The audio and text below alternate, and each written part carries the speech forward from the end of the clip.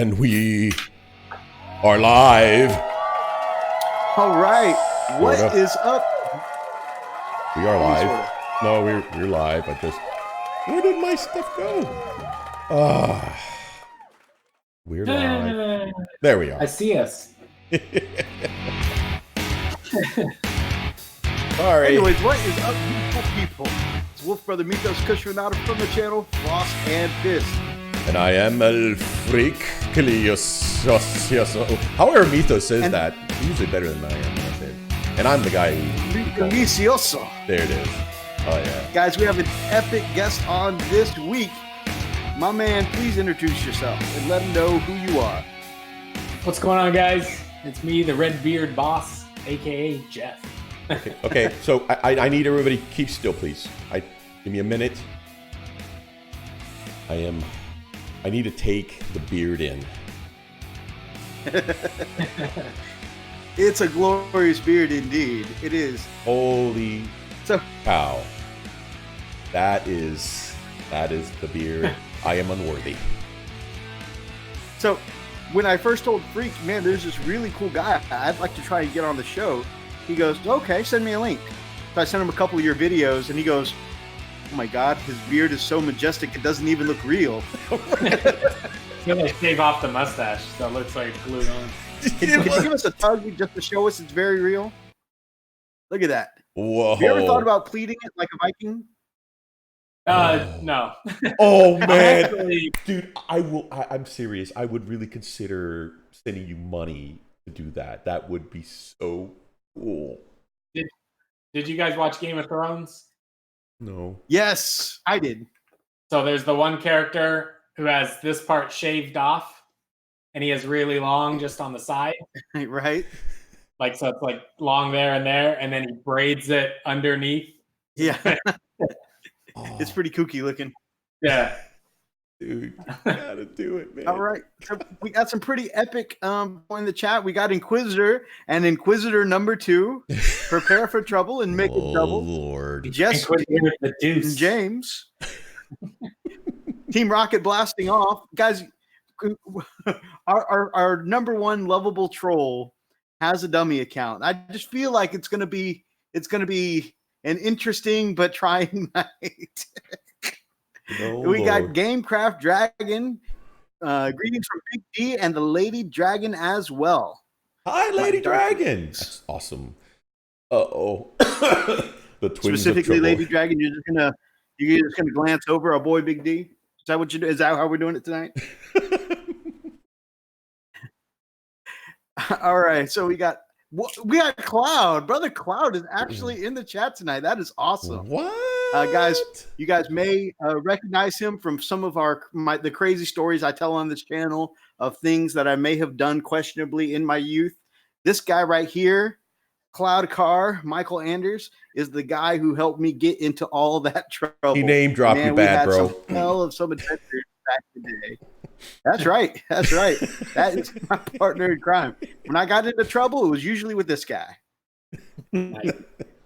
I don't know if I can stay for the whole thing, but you said chaos and my head perked up. Oh yeah. We're definitely going to be talking about some chaos today.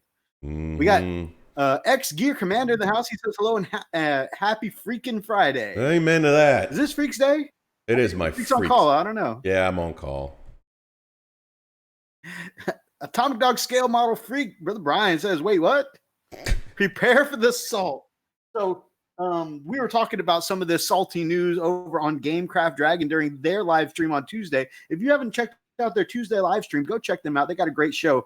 Man, they dropped some news, and I'm going to be name dropping them later when we talk about news, but they dropped some news that was pretty big. So I did some research in this week about what they were talking about. Man, I was in the chat just getting salty.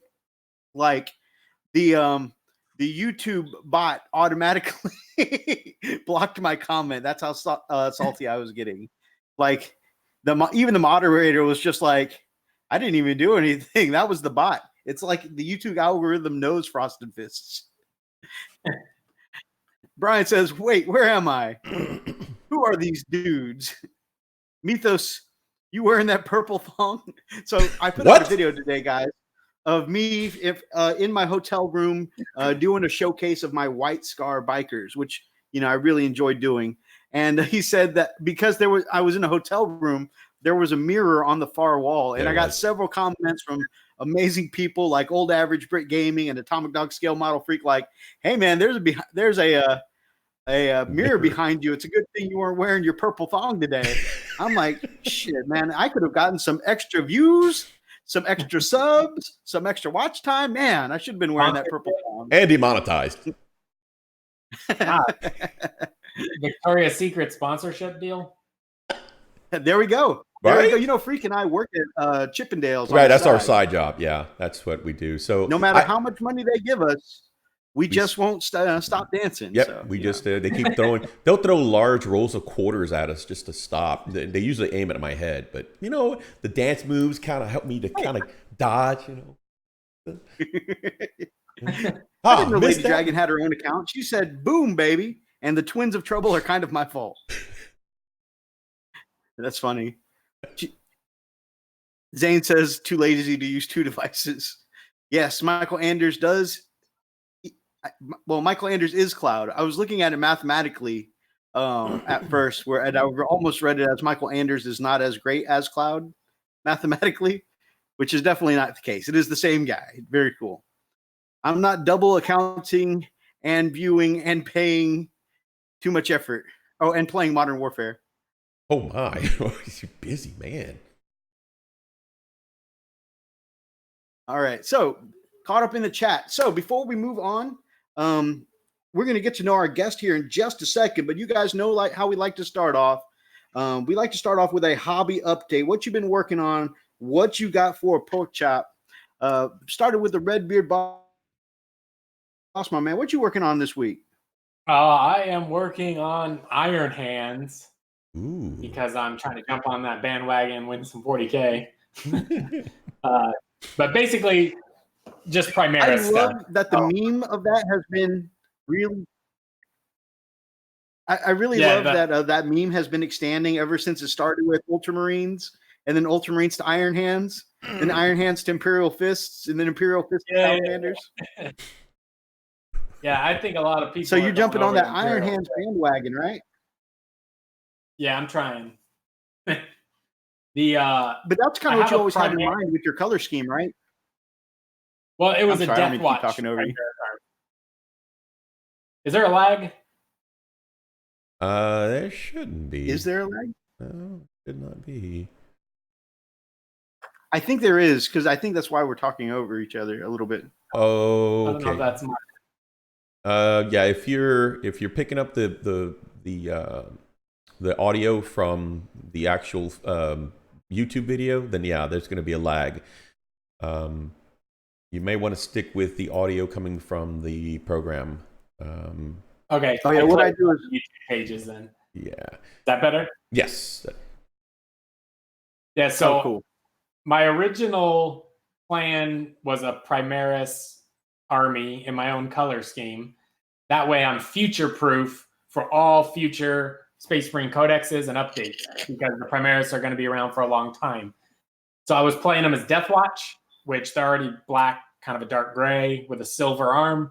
And the Death Watch Primaris army I thought was terrible, and I had no fun playing it. So now I'm jumping over to Iron Hands to see if I spark some joy out of my Primaris army. Very nice. They were good for a minute before they reworded Bolter Discipline. Yeah, that killed me, because they weren't even that good with that. But without that, they were miserably bad. Exactly. I felt like, why would you nerf something that's not even doing that well? It's like, oh, hey, they got a slight bump. Oh, nope, they're terrible again.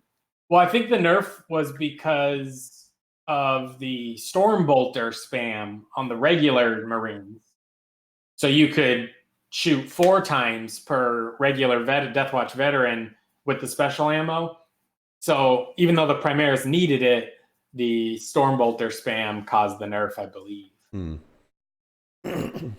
That's fair. It's unfortunate, but it's fair. Yeah, and actually they might be better now that the Assault Bolter's 3 shots. So I haven't played them in a while, though. But I think that Assault Bolter kind of brings back some power to it. It's triple shooting that special ammo. You don't need to worry about the Bolter drill. So yeah, I can see that. But yeah, it was just like, oh, I feel kind of like Grey Knights, where they kicked an underperforming army down while they were already down. Yeah, right.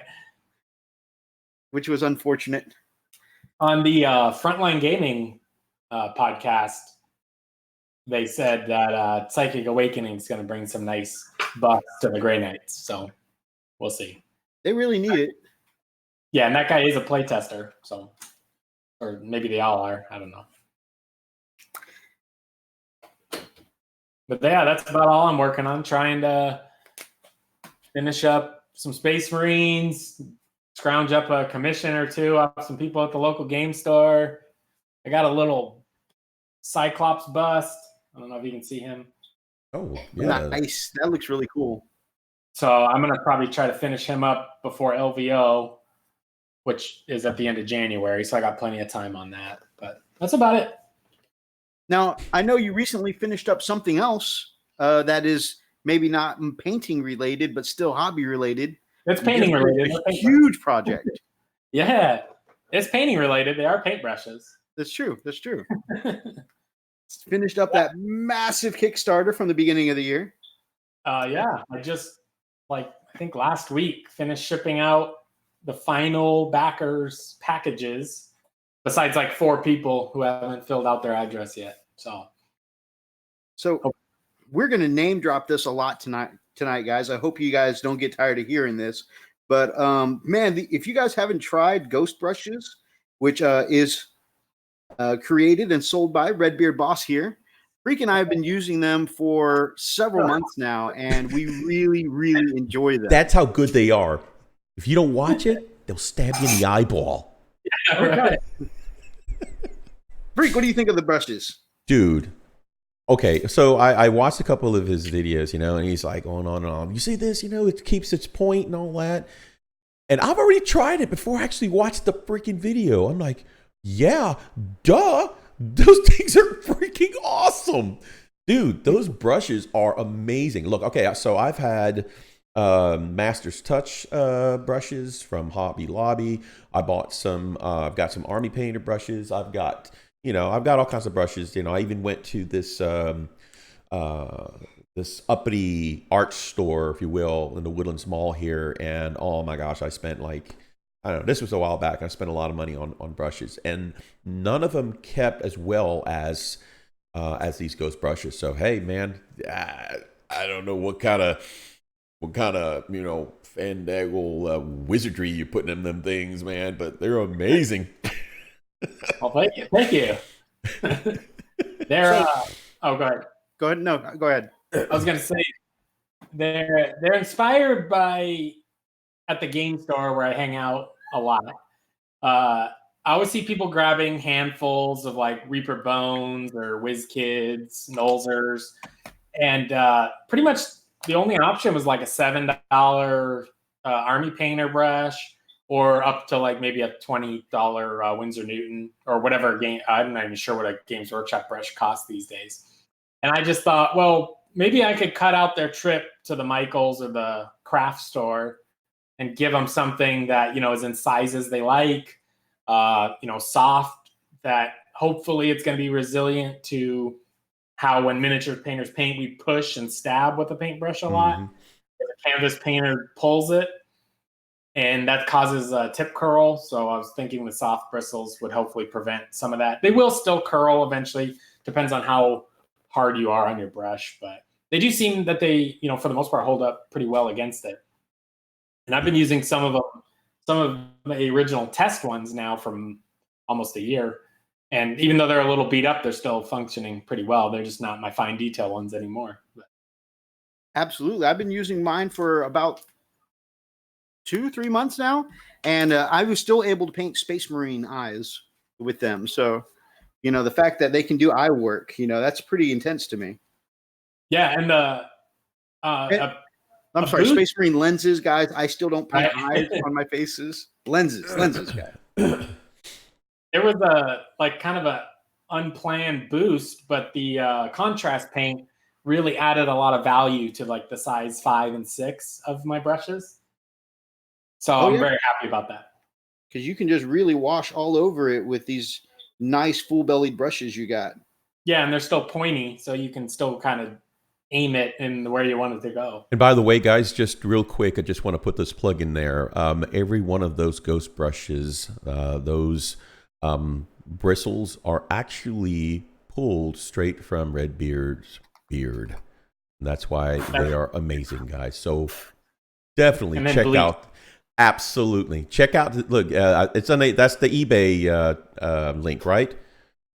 Yeah. Okay, cool. Yeah, so I'm selling them on eBay. check out the link that I posted. I hope it came out all right. Let me look here. Yeah, there it is. Okay, so actually I came out the whole stupid messenger link. God dog it. Let me fix that crap. Good job. Good job. Shut your mouth. You shut your mouth. Let me fix this. Guys, once we get this link fixed, we definitely recommend heading on over to eBay and checking these brushes out because they're great. Now, and you can correct me if I'm wrong, but in saying this, but so this is talking, you mentioned a minute ago, this is for the average user, right?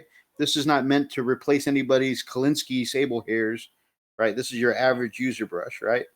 Yeah, I would say beginner, brand new. Well, a total beginner could probably go even cheaper than what I'm offering. And that's assuming you're leaving your paintbrush submerged in water, you're not cleaning it properly. Then, I mean, at that point, you need to work on those kind of skills first. But all the way up to like an advanced painter. But yeah, I still have a few Escoda handmade Kolinsky sable brushes that I keep around for like sharp marks. There you go. It's updated. So yeah, I mean, and even people who do run their sable hairs and stuff like that, I mean, I don't think you want to run your sable hairs for everything you do day in and day out, unless you're just one of those, you're going to, painting competitions kind of guys, right? I mean, I think all of us, when we're trying to kick out an army, we have some of our day-to-day kind of tasks, right? I know I don't want to break out my Winsor & Newton Series 7, on some grunt work where I'm kicking out like, 20 orc boys, Just real quick. I'm sorry to interrupt, guys. I just want to respond to Cloud. Yeah, I just updated the link. Look at the link in the comments. Actually, not my comments, in the description. It's right there. It's his eBay store where you can actually check out his amazing brushes and get you a handful, get you a truck full. Get your big old U-Haul. They're so pocket friendly too that you could get as many as you wanted. Yep. What brushes are these? These are the ghost brushes created and promoted by RedBeardBoss. And if you haven't checked out, I've been here promoting your brush line. Also go over and check out RedBeardBoss's YouTube channel. He's got thousands of subs. He's way bigger than us. But if anybody here's not watching, definitely check him out. You have to. You must. Do it. All right. Yeah. Wow. We have a very active chat this evening. Dude, it's been really blowing up. It's crazy. Stupid YouTube did not give Archer any notifications. By the way, our longtime friend and Wolfguard patron, Archer, has been given a promotion. He's no longer just a Wolfguard. He is now our official Smash Captain, equipped with the Frost and Fist Banhammer, right? So he's going to be our chat moderator. You see a little wrench by his name. Wait. He is our official Smash Captain moderating the chat. No. He has the Fist of Dorn, Mythos. Just stop. Dude, it's not called a band fist, dude. It's called a band hammer. Fist of Dorn. Get on your terminology. And we have ladies in the chat. We can't just have him going around fisting the chat. See, it's things like that, Mythos, that you say that encourages the chat to do those things. What are you talking about? Lady Dragon loves her Commodore. I had a Commodore 64 back in the day. I love Commodore 64.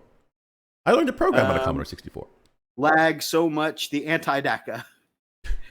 I think we have that fixed, guys. Let us know if we're still having the lag issues. Actually, it's going up pretty fast, so we're good. Let's see. I can get behind this. I'm happy. How you doing, Mark? Yada yada. I like my Mark. I'm happy, so you can keep Nick. Oh, so are we pitting moderators against each other? I don't want to do that. I will never get stabbed in my eye again, not even for you, freak. That's from Lady Dragon. Um. Oh. Oh, apparently Zane is Lady Dragon's Inquisitor. He is officially claimed for House Drake. Well, there you go. Yeah. You guys heard it first. And you heard it here. GW brushes are ridiculously overpriced. Absolutely. And that's one of the reasons why we can really get behind this. And I honestly, truly believe, I'm not just, blowing smoke, the superior product of the Ghost brush. Like I said, I have been using it for several months now, and I can still paint eye lenses on a Space Marine. So raise his hair. Words.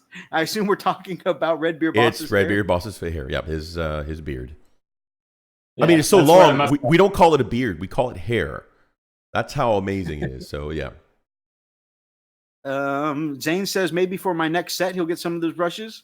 He says, I have some brushes to eat. That's interesting. Dave is on. AOS Ever Chosen Chaos are getting a battle tune before Christmas. Awesome. Good to see you, Dave. Wolf Wraith, evening. How's it going? Good to see you, my man. I'm surprised. I know you said you were working on fixing your sleep schedule, but we're glad to have you here. Absolutely. Atomic Dog Scale Model Freak says, hey, Redbeard, do you still use the Rust-Oleum 2X primer for minis? Yeah, that's my favorite rattle can primer. I actually have some right here. Awesome. But I do mostly use the Stynal Res through the airbrush. But that's my go-to if I'm rattle can anything. Only the black and gray, though, not the white. Not the white. Black and gray only from that. The white always gets like that chalky speckled effect. For me, anyway. I have that same one, but I never have any problems with it. I use that for the towel. Oh, wow. You do have the white. Yeah, I just do the black and gray. It's compromise, kind of like the Fist of Dorn. Archer says it's a thunderhammer with one of the heads shaped like a fist. There you go. I can like handle it. Yeah, I like that. Dave says, I will be getting a Space Wolves Battle Force box for Christmas. That's good news for the guys. Absolutely. Space Wolves Battle Force boxes. I love seeing that. Zane says he would enjoy a fisting from Mark. Brian says, thanks for the response. Still waiting on my Soggy Bottom Boy song to bust out. I don't know what that is. Okay, yeah, that's from Brother Where Art Thou? From what? Movie. From the movie, Oh Brother Where Art Thou? Oh, I have no idea what it is. It's I do want to try reference. some Stynal Res. I've been Freak got me stuck on the Vallejo Surface Primer, and I really enjoy using that. But I hear a lot of good things about Stynal Res.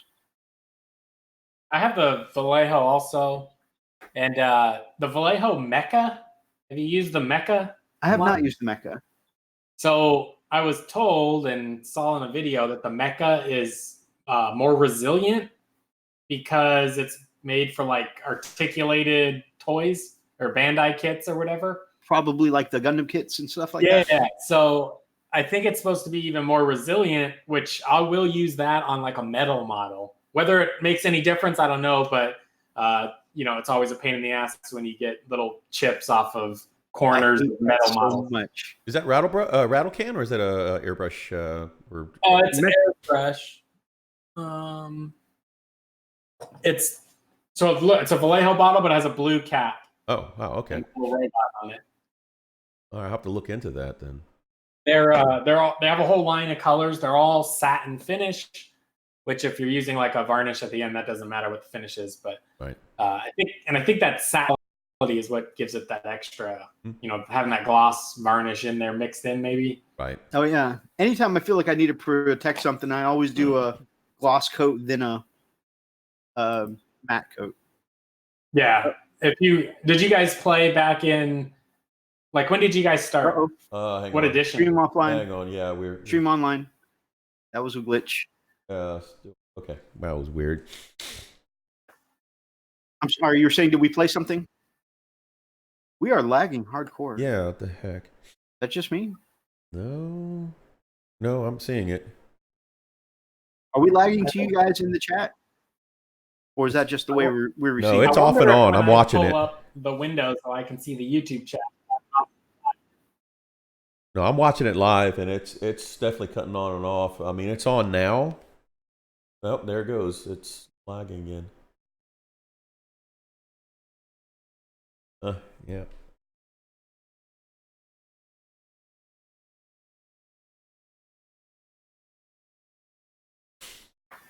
We had this problem last time.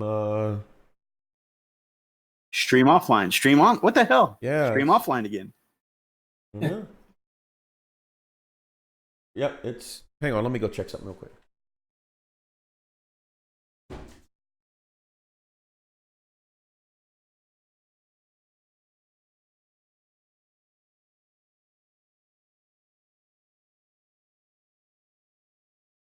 I closed all my other windows. I don't know if I was causing that.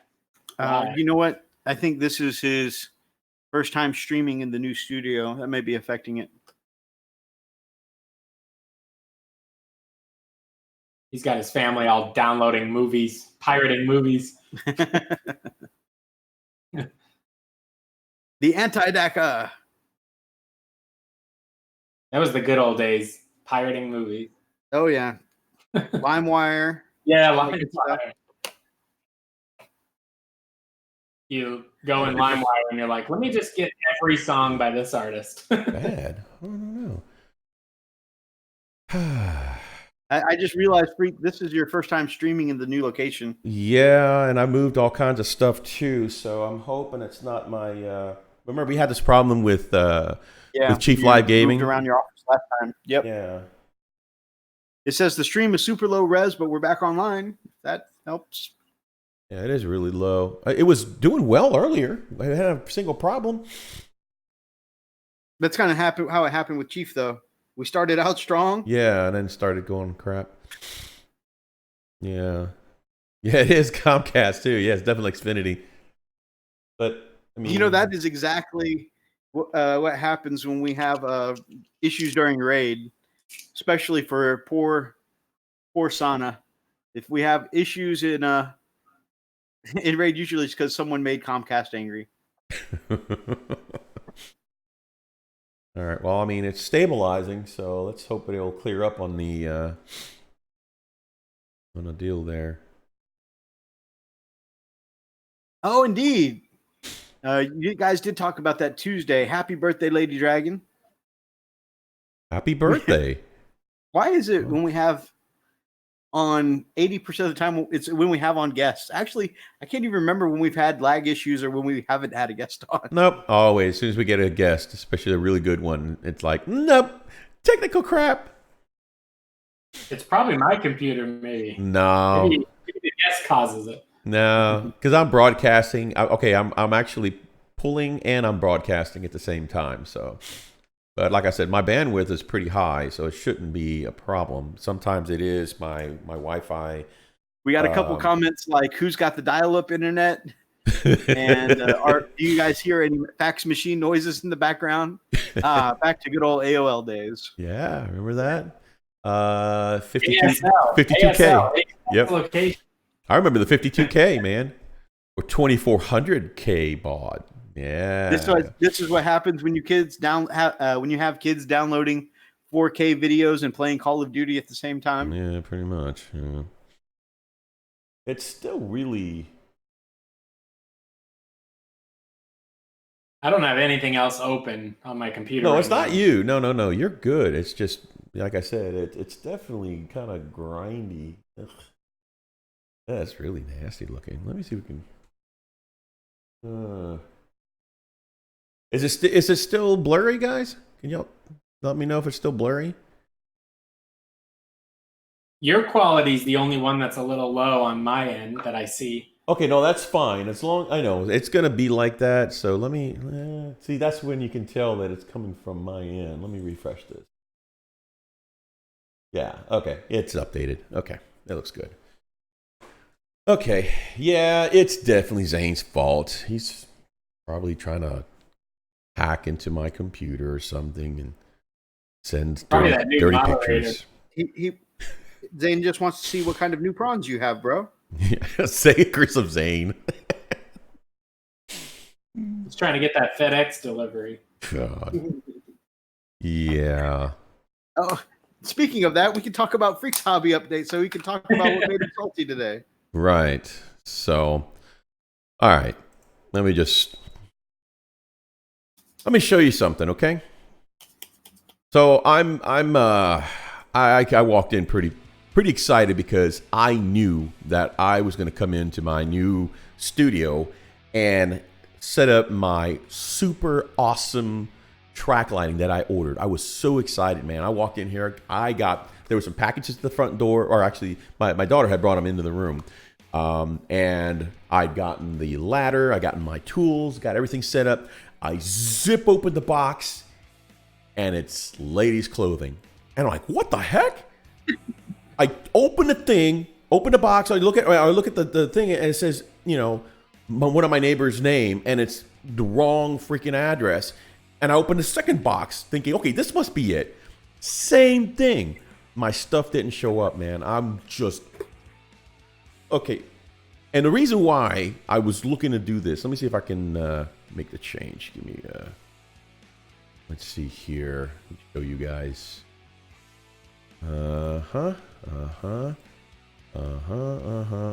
Right. So... Right. That stupid... Okay, so this was the dining room at one point. And that thing, you can strike your head and draw blood. Right? It's so freaking low. Right. So anyway. I never had a problem with it. No, of course, you could walk right underneath it. I don't even know it's there. But man, I could not believe it. And then I go to the neighbors just to see maybe by chance they got my package there. And nope, nothing. So I had to call the company and that shipped it, or not that, the company I bought it from. And they were like, oh, I'm really sorry. It, you know, that definitely sounds like it's a problem with the shipping, but we're going to send you another one and we're going to try to... We're gonna try to. That was a running joke when I told the guys, I said, got a box full of ladies' underwear, and yeah, and made my daughter cry. So just a bad evening, man. I really was. I was losing it, man. I just could not believe that crap. I mean, I was really, really hoping to get the ambiance and get everything looking really nice in here, and nope, of course not. It's freak. I roll ones. Yeah. So yeah, I got screwed big time because those jackasses at FedEx can't do their damn job. Morons. By the way, I hope that driver gets fired and then hit by a bus. You're welcome. Wow. Okay, so I just got to ask the question I know is on everybody's mind, my brother. And I'm not asking this because I suspect you. I'm asking this for our viewers, okay? So, are you sure you weren't the one to order the box of ladies' panties? Sure? I mean, are we making a show of being very angry about it? You know, to hide the fact that I'm secure in my manliness. I think. Comfort. Yes, I am. Don't change the subject. It was FedEx. FedEx did this to me. Dave says internet in rural U.S. must be a squirrel pulling left or right on a long piece of string. Right for ones, left for zeros. Wow. It's the curse of Zane. Definitely the curse hey, of Zane. Mythos. This is from Cloud. When are we going to get together and get in a game now that I don't work nights? That's awesome, dude. I am so ready to get a game, unless you bring a towel. In that case, I would like to go back to the scene in Scott Pilgrim when Knives comes to the door and she says, is Scott home? And he crashes through the basement window. That's me. That's me when somebody asks me if I want to play against the Tau. Is Mythos home? Are Tau even good in 8th edition? Man, I feel like Tau are good in every edition. But, then again, I don't play. I'm definitely not a 10%er, right? I'm not a tournament player. I'm definitely not like a ISTC kind of guy. So what wipes me off the table is not necessarily top 10 meta. I just have never been able to deal with the Tau. That's how I am with orcs.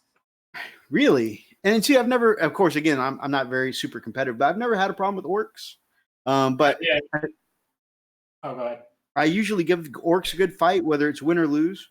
But man, so this was against Cloud there in the chat one night. Cloud, by the way, is one of my favorite brothers in the world. Cloud is a good 80% of the reason why I have PTSD versus orcs. Like there was one game that Cloud and I played where it literally took me longer to put my models on the table for deployment than it did for him to table me. So that's some quality game right there. Yeah, that was that was woo. I was like, oh, it was then that Mythos decided he wasn't playing against Tau. He would play them 3 more times with the same result. Also, he would monologue in his own in third person. Well, real quick, man, I just want to let you know. So you mentioned, what have I been working on hobby-wise? So aside from that craziness, I've actually been moving. I mentioned last week, I think, that I was moving from one room to another. Right, I'm giving up my old little nerd space for my daughter's baby, and we've closed off the dining room and making this my studio, and pretty much got everything painted. I think it looks really, really good. The only thing that I have left to do is get that light fixture gone and replaced with the one that I ordered. So the cool thing is, by the way, I'm going to give a plug to Wayfair. If you guys haven't checked out their stuff out, they sell all kinds of furniture, all kinds of stuff you can get really cheap, really good quality stuff, and shipped decently. This one was free shipping, so go figure. Get what I paid for, right? But the cool thing about it is their customer service is amazing. I called them and I whined like a little weenie, and she told me it's okay. Shh. And I'm like, don't patronize. No, shh. I'm like, okay. So yeah, she told me we'll go ahead and do a rush order for the new one. And we're gonna do an investigation on the request of investigation on that on the driver. And if you get it, then just call us back and let us know that you got it, so we can cancel the order. Otherwise, you'll be getting this one very soon. Like, I like you. That sounds like great customer service. It's amazing. I was really Wayfair, guys, and some of you may have heard of it, but really, really good, great people. You know who else has great customer service? Mm-hmm. Ghost brushes. In fact, little known fact, every ghost brush that is sold is hand checked and washed by RedBeardBoss himself. Absolutely. He actually licks each one of those brushes before they are packed. Of course, it's like licking his own beard, because, well, it is his beard hair. So I gotta get all the glue off somehow. But yeah, I mean, this little studio turned out to be pretty freaking sweet. I like it. It's got a lot of floor space. Let me turn it back around again so you guys can see it. But a lot of floor space. I'm really loving that. Let me see here. There we go. There. Yeah, you can see it. You see my little head there too. But yeah, so that side right there, do you see in there? Actually, it's probably limited on. Yeah, it's limited on the channel or on the OBS. So there you go. So that side there, that is my music wall. That's where my stupid head is. All right. We just closed that. That was completely open. It's my knick-knack stuff, right? And there is my paint station. There you go. So I got a lot of floor space that we can actually put a table there, so we can actually play a full-size game without having a problem. And the neat thing about this too is that it is pretty much soundproof, so I have no problem with that. That's pretty awesome. Yeah, pretty stoked, man. Love it. So anyway, I can't wait to get the lighting. That's gonna really make a big difference as well. So yeah, that's what I've been doing on the hobby. I've been hobbying here. I've been painting, doing edging, all kinds of stuff. So yeah, just in a bigger scale. A little bit of video gaming. Freak and I got together, played some League of Legends with Lily this week. That was kind of fun. Yeah, That was a lot of fun, actually. that was. Fun. And if you ever wonder, we don't play League of Legends the correct way because we're not that good at it. So typically, Freak and I will just get on there and smash the faces of some bots in after a long day at work or something like that. Just because it's very farming bots is very cathartic. I'm like a recovering Dota 2 addict. Oh, right on, right on. Very similar mechanics. Almost the same game, some would say. I can't even have it on my computer, or I just hours and hours of my life disappear. And just to answer Atomic Dog Scale Model Freak's question, he says, "Holy crap, can I get a brush lick ghost brush from RedBeard himself?" Yes, you can. Those who've just coming on later, not realizing the link for his store, his eBay store, is right in the description.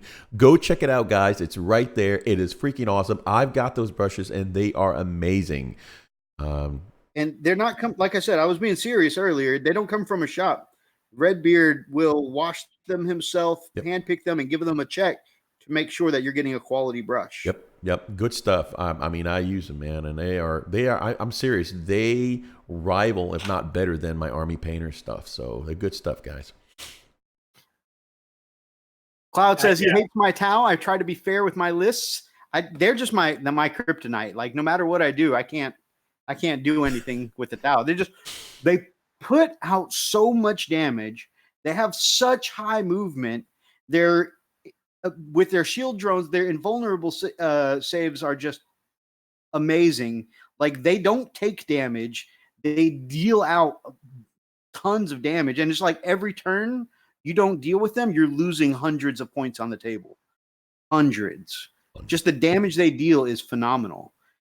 I really, really feel like unless you're a tournament player, like a game against the Tau just doesn't even matter. I actually don't have anybody that I play with that plays Tau, so I think I played them once back in the Index days of 8th edition, but I haven't actually played against them since their Codex came out. Let's see. Zane says, "Oh dang! Like I said, I like to eat brushes, or like I said, brushes to eat." Archer says, "So you're saying we need to make brushes with the beard hair of Elston Nation? Those would be like the Sword of Grayskull."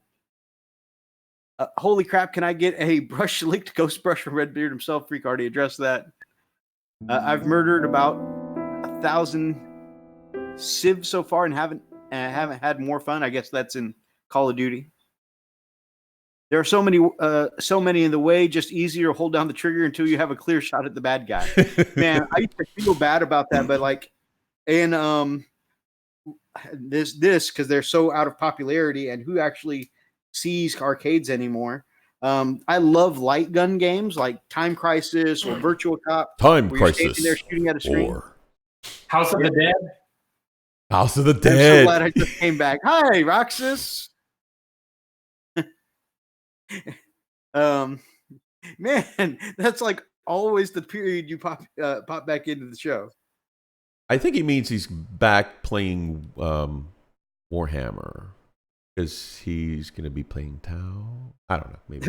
I don't know. It seems to be like when I'm talking about Tau, that's when he comes into the chat. Yeah. Boing, yes, did you call me? Just say the word Tau. That's my brother, I am Roxas RedBeard, Geary on, and he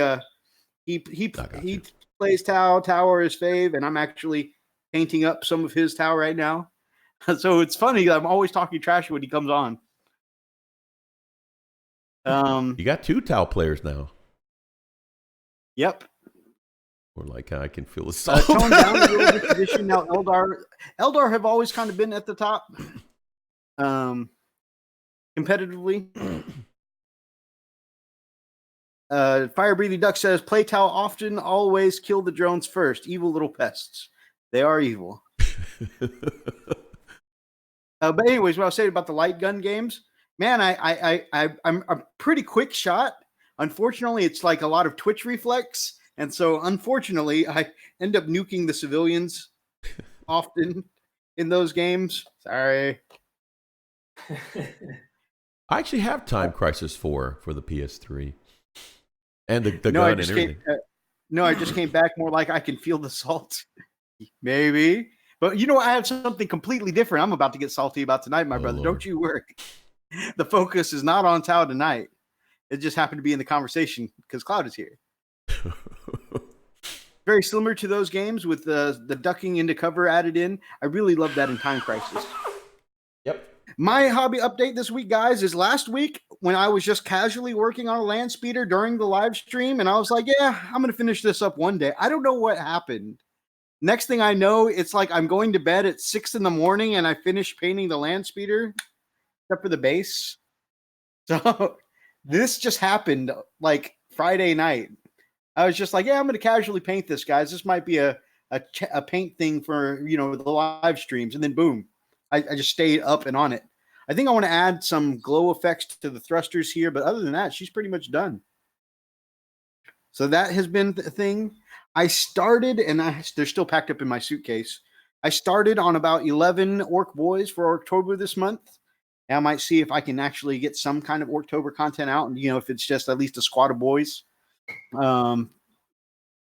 Just in honor of October. And I'm glad I got this done because Freak and I actually have a game tomorrow. And I can add this to my bikes and my Con and my Xiphon Interceptor to our game tomorrow. Yay. So that will be cool. Have you been playing with the new supplement? Freak is going to be picking up his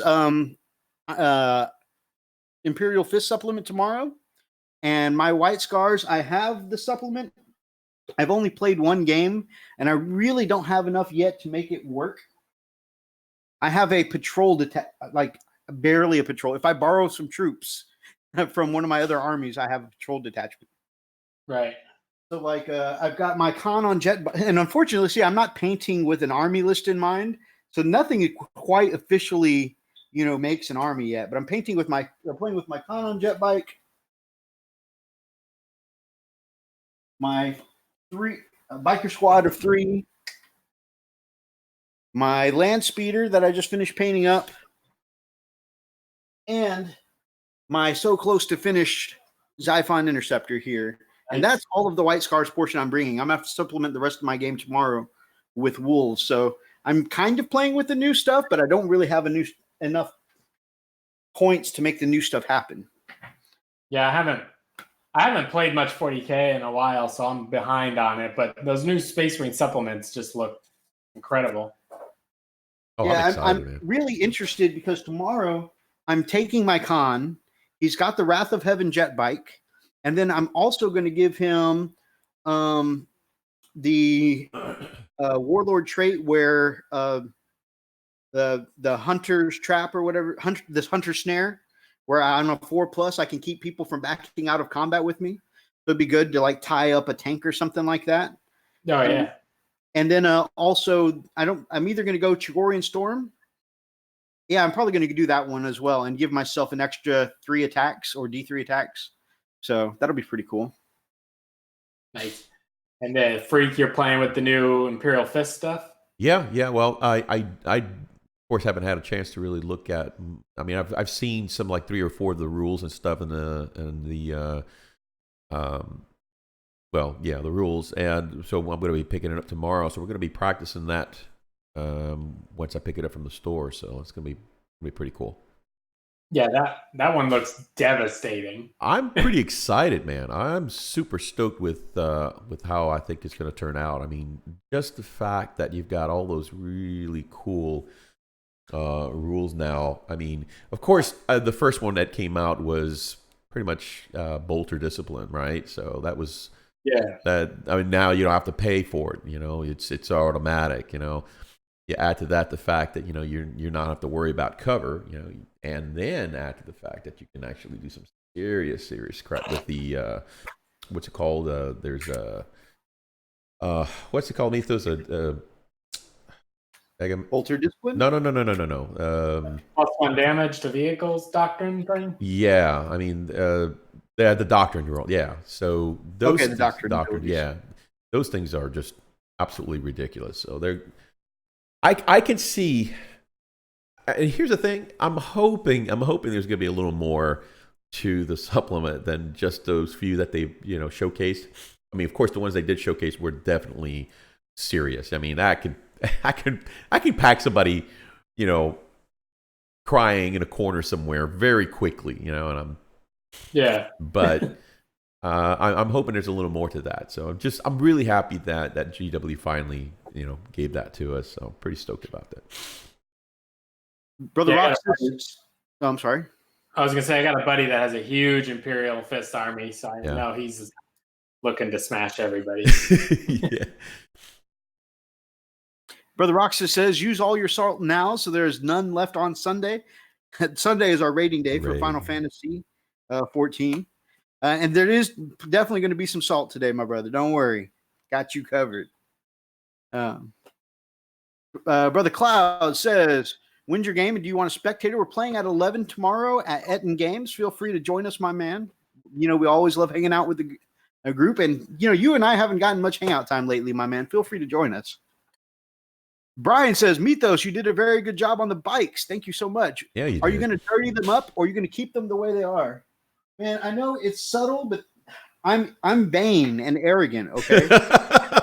I did some weathering, like I used some Vallejo weathering pigment powders to get some of the dust up to the knees here, up in the wheels, spokes of the bike, and up to the exhaust.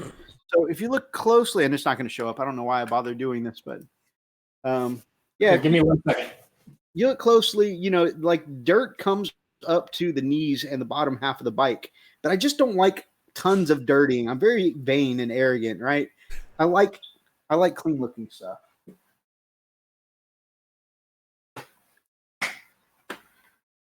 I don't say you arrogant. I think you're just vain. That's two different things. But I feel like if we're, so many thousands of years in the future, okay, they can have the Tony Stark machines that peel the armor from you and repair them and make them look good after every battle. Okay, I've got a tech priest of Tony Stark, Asian Tony Stark, because they're white scars. Oh, cool. Cloud will be there. Sweet. Gamecraft Dragon says he sent some art in for Art of the Week. That's good because we don't have any Art of the Week. You are our entire Art of the Week, my brother. Finally. Art from our friends, man. Do you want to pull it up from the mail or you want me to pull it up and send it to you, brother? What did he send? He sent it to the mailbox or to the messenger? Oh, I haven't seen anything on the messenger, so okay. I assume the mailbox. Okay, let me look because, yeah, okay. I'll pull it from the box. Oh, poor Archer. Nobody here plays Fist, so my local store owner didn't order any of the new Fist stuff. Oh, that just seems like a missed opportunity. That's horse crap, yeah. That is horse crap. That seems like a terrible business plan. Yeah. Right? Like, people must not buy the new hype stuff at that store or something. Either that or just maybe a sucky store. Magic the Gathering store or something. That store sucks. I don't see anything. Let's see. You like shiny? No worries. We all roll different. That's why I feel like whenever I get going on my orcs, like I said, I started painting some up this week. I feel like because I like my Marines to look sharp, I feel like I'm probably going to end up dirtying the orcs a lot more than I dirty up my Marines. I don't see it there, Big D. There's nothing in our email. How did you send it, my brother? Mythos is secretly a Slanesh devotee. Man, okay. Have you seen some of those Slaneshi demon ladies? Okay, if I had to fall to a version of chaos, I think ladies would be my weakness, and I would definitely, move over to the Slanesh side. But right now, Slanesh has me pissed off, as you can tell from the thumbnail of this video.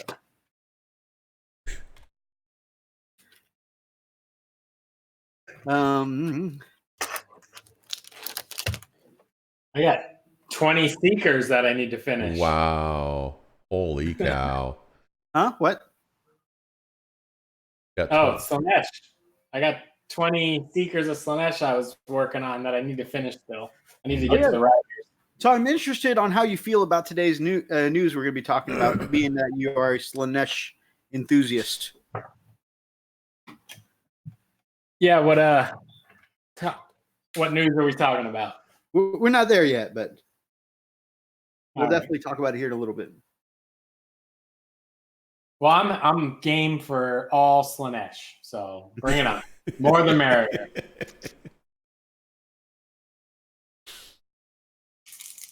Most everyone around here plays Tal, Eldar, and Death Guard. Man, I know the feeling of everyone around playing Tau. I haven't had that experience with Death Guard. There has been quite a few Eldar players at our store, but man, the summer that the Riptide Wing came out, that's cool. That's a cool looking tray of Slanesh there. I really want, if I were to play Slanesh, it would definitely be those cavalry rider kind of guys. But yeah, the summer that unfortunately, there are a lot of points, so it's hard to take a ton of them. Yeah, I'm a Thunderwolf cavalry guy. I know all about the too many points for our cavalry. But yeah, the summer that the Riptide Wing came out, literally every new player would come into our store. They'd ask the store owner, "So what tends to win a lot around here?" And they're like, "Well, actually, the Tau are pretty easy to use, and a lot of people seem to win with them." Boom! He'd sell off another Tau army, and it was just like, I was getting so frustrated seeing every newbie that would come into the store just throw down, their brand new Tau army. That's weird. For me, the Tau are my least favorite, army aesthetic. Being a fan of like Gundam Wing and stuff like that, and I grew up with Robotech, I actually really like their aesthetic. I have grown to hate them on the table. Yeah, I guess I just don't care for that at all. But I used to watch what was it called? Like Exosuits and Ultraman, Guyver. Some of those. So good. But yeah, the anime thing I'm not into at all anymore. So something about the Tau, and I love the Eldar. They're one of my all-time favorites. So, but that might be a nostalgia thing because that's what I started with. Oh man. Brian has threatened me. I'll need to hide behind Chaplain Emo. He says, if you leave a green skin clean, I will hunt you down like the dirty wolf you are. I'm gonna need Chaplain Emo to save me. Oh my gosh.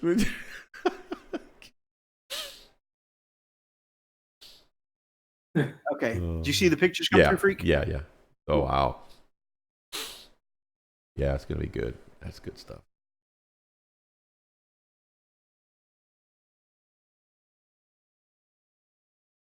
We got some Wolfie goodness this time. Yeah, very nice. And looks like there were little contrast paints too. Okay, well, that's good. That's good. We're gonna definitely take our time with that. Oh, another thing I didn't talk about during my hobby update, because I literally just finished it before the stream. In fact, you can see super glue all over my fingers from some basing work. Because for some reason, super glue sticks way better to my fingers than the models or the bases I'm working on ever. Oh, that's so cool. Do you know why? Huh? Do you want to know why? Why is that? Moisture. Oh.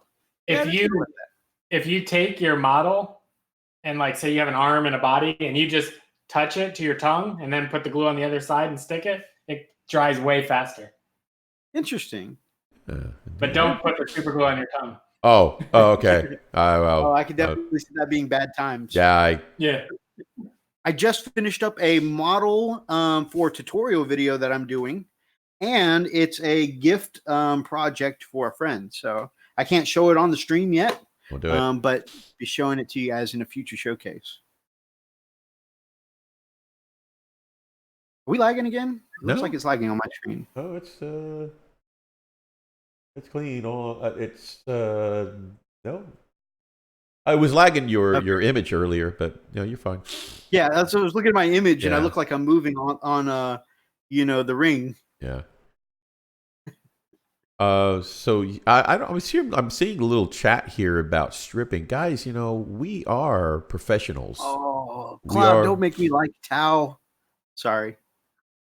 It's okay. We are professional. You know, strippers. We are strippers at Chippendales. You know, on the side.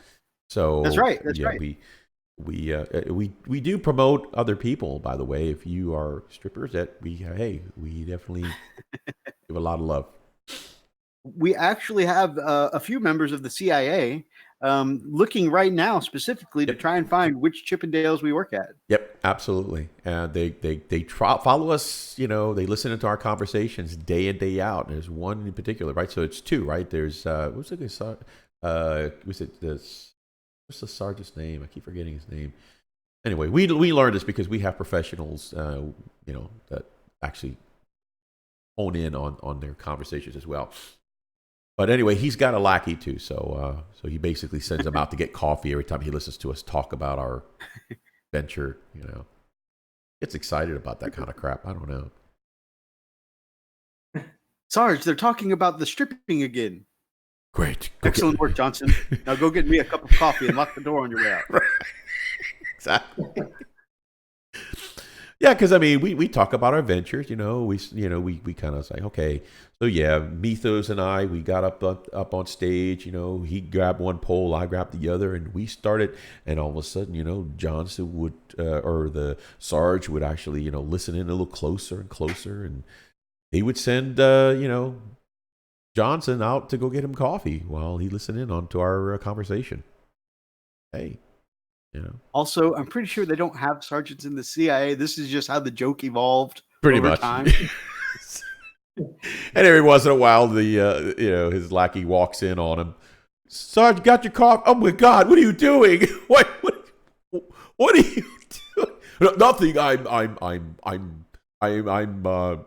Listen to lock the door on your way out. So listen, these guys are going to do some really cool conversions that's going to make me like maybe hate the Tau a little less. So what is he doing? Cloud has Kelly working on some of the crisis suits to make them in the colors of Voltron, which is pretty cool. Oh. I already like that. Roxas has me doing some in Robotech colors from Macross Plus and the original Macross. And now Roxas says Tau in Armored Core mechs would be pretty cool. Oh. Man, I used to really love Armored Core. You have a love-hate? Good grief. Gag me with an emo skit. Oh, you know you like when we start talking about Chippendales, Brian. Yeah. You like it. You know, the whole bow tie, you know? Nothing but. All right. So we have a really big news session we want to talk about. Before we do that, though, we need to move on to Art of the Week. Thankfully, brought to you by the Gamecraft Dragon. Woohoo! All right, let me find it. And Freak, while you were showing these models, I'm going to let you talk about these models because I've been like running my mouth for like an hour now. You running your mouth, boy? All right, let me see. I don't think this. Let me make sure this is right. Switcheroo. No, it's too large. Hang on a second. That's what she said. What? Let me make sure it's. Man, I really, since you have an artist background. By the way, we haven't talked about this yet. We're going to be asking some questions to get to know the Redbeard Boss here in a minute. Bloody. But something that you guys may not know yet is that Redbeard Boss here has an actual artistry background, like full on canvas artist. You know, so I really wish that I hadn't been in Baton Rouge all week and had some time to get together some pretty good art pieces, for, of some of the really good quality. Gosh,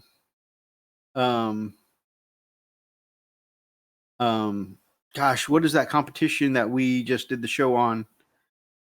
The Crystal Brush stuff that we were looking at a little bit before to get your take as an artist. Okay, that can work. We can definitely scroll up. I love, by the way, I know you did talk about this in your showcase for your Space Wolves, but Big D, I really, really love your crackled eye spaces. Those look really cool.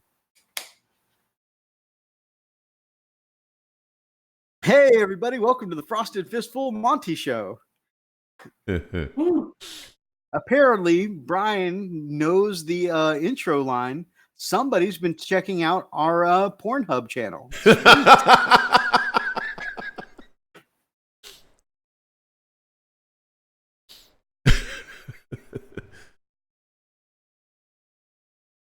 All right, Freak, talk to us a little bit about Big D's work here, my man.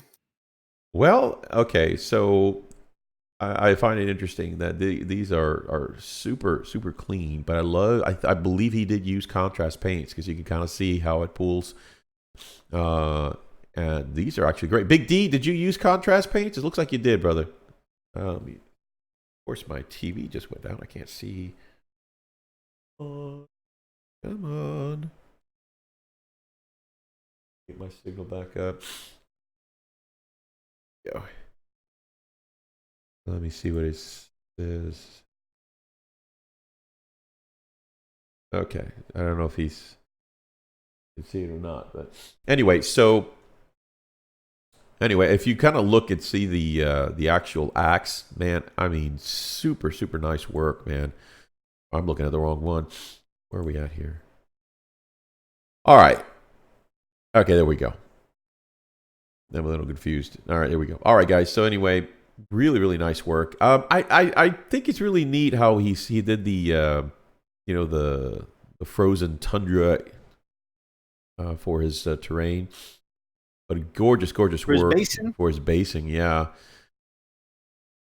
Here's another one, man. This is really nice. Okay, so I'm totally jealous. I struggle with faces. I'm going to be doing a showcase on my my Thunderwolf Cavalry that I did, and I'll be honest with you. Okay, I think I did the first two okay, but that one guy, he's so derp looking. He's ridiculous. And you did a really good job of it. And again, question: did you use the contrast paints to do that face?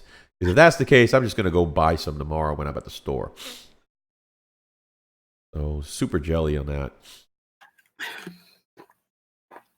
That is awesome. And I really like that you used the face from the upgrade sprue for the Space Wolves, because it really, that bigger sized face and the more detailed face really seems to fit that Primaris body. Is that what's really that from? Well. Is that what that's from? Is Mythos? Yeah, it's from the Space Wolves upgrade sprue. Gotcha. Plus the Power Fist on that Intercessor, I think, looks great. Yeah, it does. So great conversion there. It's gorgeous work, man. This is a really cool one. So, Big D, tell us what you use this one as: a battle leader, a wolf lord. I see a storm bolter and a really cool frost axe. Great detail on the face. Very cool looking. His yellow shoulders come out nice and smooth looking. I know a lot of people, especially, my fellow Space Wolf brothers, sometimes struggle with that, but your yellow shoulder pads came out nice and smooth, very clean. Okay, so he actually did some weathering and some chipping too. Wow. Very nicely done. Zane has volunteered to run the Frost and Fist Hub Twitter account. we have a marketing manager. All right. Well, yeah, we do need one because we get cash too, but again, it's to stay offline. You can name it. Yeah, Zane and Archer just confirmed for us that we can get paid on the hub. Yeah, do it frosting and fisting. Oh yeah. Yeah. Wait, we gotta get that music on. Let's see, and let's go to the next one. Okay, that's the same one. And ooh, very cool. Okay, so these are Lady Dragons, I believe. No, I think this is still a Space Wolf. No. Wait. Or have you moved on to the... I moved on. It's coming up. Wait for it. Okay. Custody Gladiators. Mm-hmm. So these are her... she calls them her Custody strippers.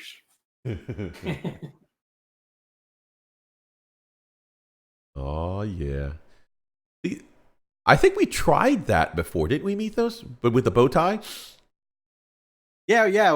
We did a little bit of a Custodes armor and a bow tie. Yep. But I think our problem is that when we left on the Custodes helmets, they couldn't see our money makers. So that's true. But we had to use that. We had to use those helmets because they were throwing heavy things and furniture at us. So we because let's be honest, okay? I can't wear the helmet. The face has got to be the moneymaker. True. Because I'm Asian, okay? The moneymaker's not in the group thing. Okay. Anyways. Well, I only wear it to protect myself because like I said, they were throwing furniture at us, and that's just, I didn't want to get hurt. Okay. Update from Big D. I'm using the Accent Stormbolter as a Wolf Guard leader for the Grey Hunter squad. Awesome. Bring in some extra damage. I painted those. Yep. I remember y'all talking about it Tuesday. And they're custody strippers from What If the Emperor Had Text to Speech, which is hilarious. I mean, I've only seen the first 6 or 7 episodes, and then an episode here or there when one of our bros shows us an episode. But yeah, I mean, I really, really like the Centurion Devastator that becomes like the little pet in the Emperor's lap. That's hilarious. Roxa says he hears JoJo. Lady Dragon says that's for Kill Team. Turning the volume down and up when the voice talk happens. That's right, because he has to worry about when we start talking crazy. Moist. What if his wife walks in? This one is for Brian. After hours. All right. So thank you for submitting Art of the Week, Big D and Lady Dragon. Those are some very cool models. His wife's going to run into, what are you looking at? I really especially like those strippers. I mean, they all look cool. You guys know I love Space Wolves. No sexy music freak. Stop. That's what I've been playing. I've been playing sexy music. All right, guys. So we've done Art of the Week, and now we want to get to know our guests, guys. I've got a few questions I want to ask our guests, but you guys know how we do the interviews when we have on these amazing guests. I want you guys to let us know any questions you have for the Redbeard Boss in the comments below.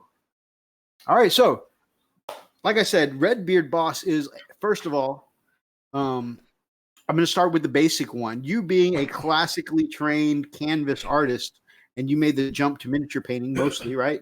You still do any canvas painting? Well, I think I kind of did both when I was little. And then I always wanted to be an oil painter. And then in the last few years, I kind of just redirected it all into miniature painting instead. So I haven't done any canvas stuff in a long time. Okay. Tell me a little bit about that transition and what made you decide to change directions. Well, so I went to Arizona State University for oil painting. And that's when I found out that art education was killed in America by modern art. And it was very, very hard to actually learn traditional techniques from a university setting. So you have to if you're interested in it, you have to seek out instructors that are specifically doing that, or the education is going to be pretty poor as far as traditional oil painting. And then I moved. So my plan was I was going to either go to Seattle to an atelier art school or Vegas with my friends. And I went to Vegas and I didn't do any art. And then for 4 years, I came back and I started getting back into the hobby. And then that's when really just the love of miniature painting kind of meshed with my just artistic, desires, I guess. So I've just been fully committed to painting, basically. That's pretty awesome. You actually are one of the few, and this is one of the things that I have such mad respect about you. You decided, because all of us mostly, I've heard some people that say that they don't want to do the painting or YouTube thing full time because it turns into a job. But I feel like the majority of us on here, even though many of us are small fish at the moment, some of us have that, back of our mind pipe dream, man, what if this ever blows up big and we can live off of this? You've actually made the jump to doing what you love full time, right? And you had that as a goal early on in your videos, right? I want to be able to get paid to do what I love and not go to slave over a job that I hate, right? Yeah, that was not necessarily by choice.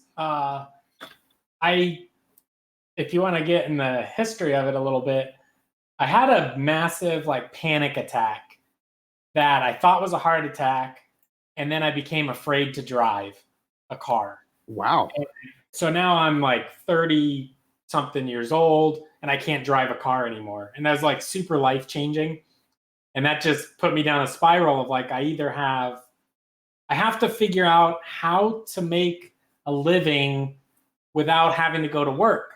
Because at this point in my life, I thought maybe I could never drive again, or I'd have to live within walking distance of like, a job. And I thought, well, if I lived in walking distance of a post office, I could work for myself and sell things on eBay. And then that's when I got into eBay. And then I've just been constantly trying to turn just everything about my life into like a monetized thing, basically to save. I'm driving again, so that's good. But well, congrats. Yeah, that took about a year to figure out how to do that again. And it just became like a goal of like, wow, if my life could change like that in just an instant, I need to protect myself from the future. So I'm trying to hit like an early retirement and just make money doing what I want to do, and then just not leave it up to chance on that. So that's a pretty amazing story. I had no idea, and I've been following your channel for a while, but that's pretty crazy that your life can suddenly stop so quick, and then like, how do I support myself now? What do I do? So yeah, it was definitely a lot of nights laying in bed thinking about like, am I stuck in this house, forever? So, I just started working on it, and then that kind of led me down this journey. And I mean, things have blown up to a pretty big successful front, right? You're doing the YouTube thing now. You paint miniatures, right? You got the huge Kickstarter. I mean, things are going in a pretty positive direction, right? Yeah, it's been life-changing for sure. Like this year's felt like a new person, basically, because the Kickstarter was, I thought I was going to make $10,000 maybe, like absolute pie in the sky. And I figured at the very least, I'll start going to like the Saturday night or Saturday day, like craft sales or like craft fairs or something. And I'll sell these brushes regardless. I'll figure that out. And luckily it turned out to be really successful. And then hopefully it continues with just like online sales or the future Kickstarter I have planned for the dry brushes that I'm adding. And, if I can keep knocking it out of the park a few times, put enough money in the stock market, and then I live off dividends and, affiliate links and painting commissions and paintbrush sales and all that. So Patreon, I got one patron. That's pretty awesome. So, Freak, I've asked like 52 questions now. Are there questions you'd like to ask our guest, Freak, while I take a look at the chat? How long did it take you to grow that beard? If you go back through my videos, you can actually watch it grow. Wait, hold on. I gotta do this because it's just how I feel about the beard. Hold on, let me turn this up here. I feel like it's been about a year or so. Oh, but it didn't start from 0. Maybe 2 years now. I'm actually gonna shave it though next year and start over. Whoa. Okay, hold on. See, I need to get the record. You're gonna do what, man? Okay. When a lady shaves her hair off, she can donate that and it can be turned into a wig, or she can sell it and it can be turned into a wig, right? If you shave off your beard, can it be turned into another beard for one of us? I think I will buy some. Probably, I keep it pretty clean. I do shampoo it. And I will. Yeah, I will put it in a cellophane bag. Yep, I'll buy some of that. I can do that. I can wear that. Yeah. It's funny because I kind of kept it going, but like this little guy here, Bob Ross. So that's awesome. That's awesome. He actually hated, or I don't know if he hated anything, but he didn't like his hair But he couldn't cut it after he became so popular because it was part of his brand. And he wasn't really a fan of it himself.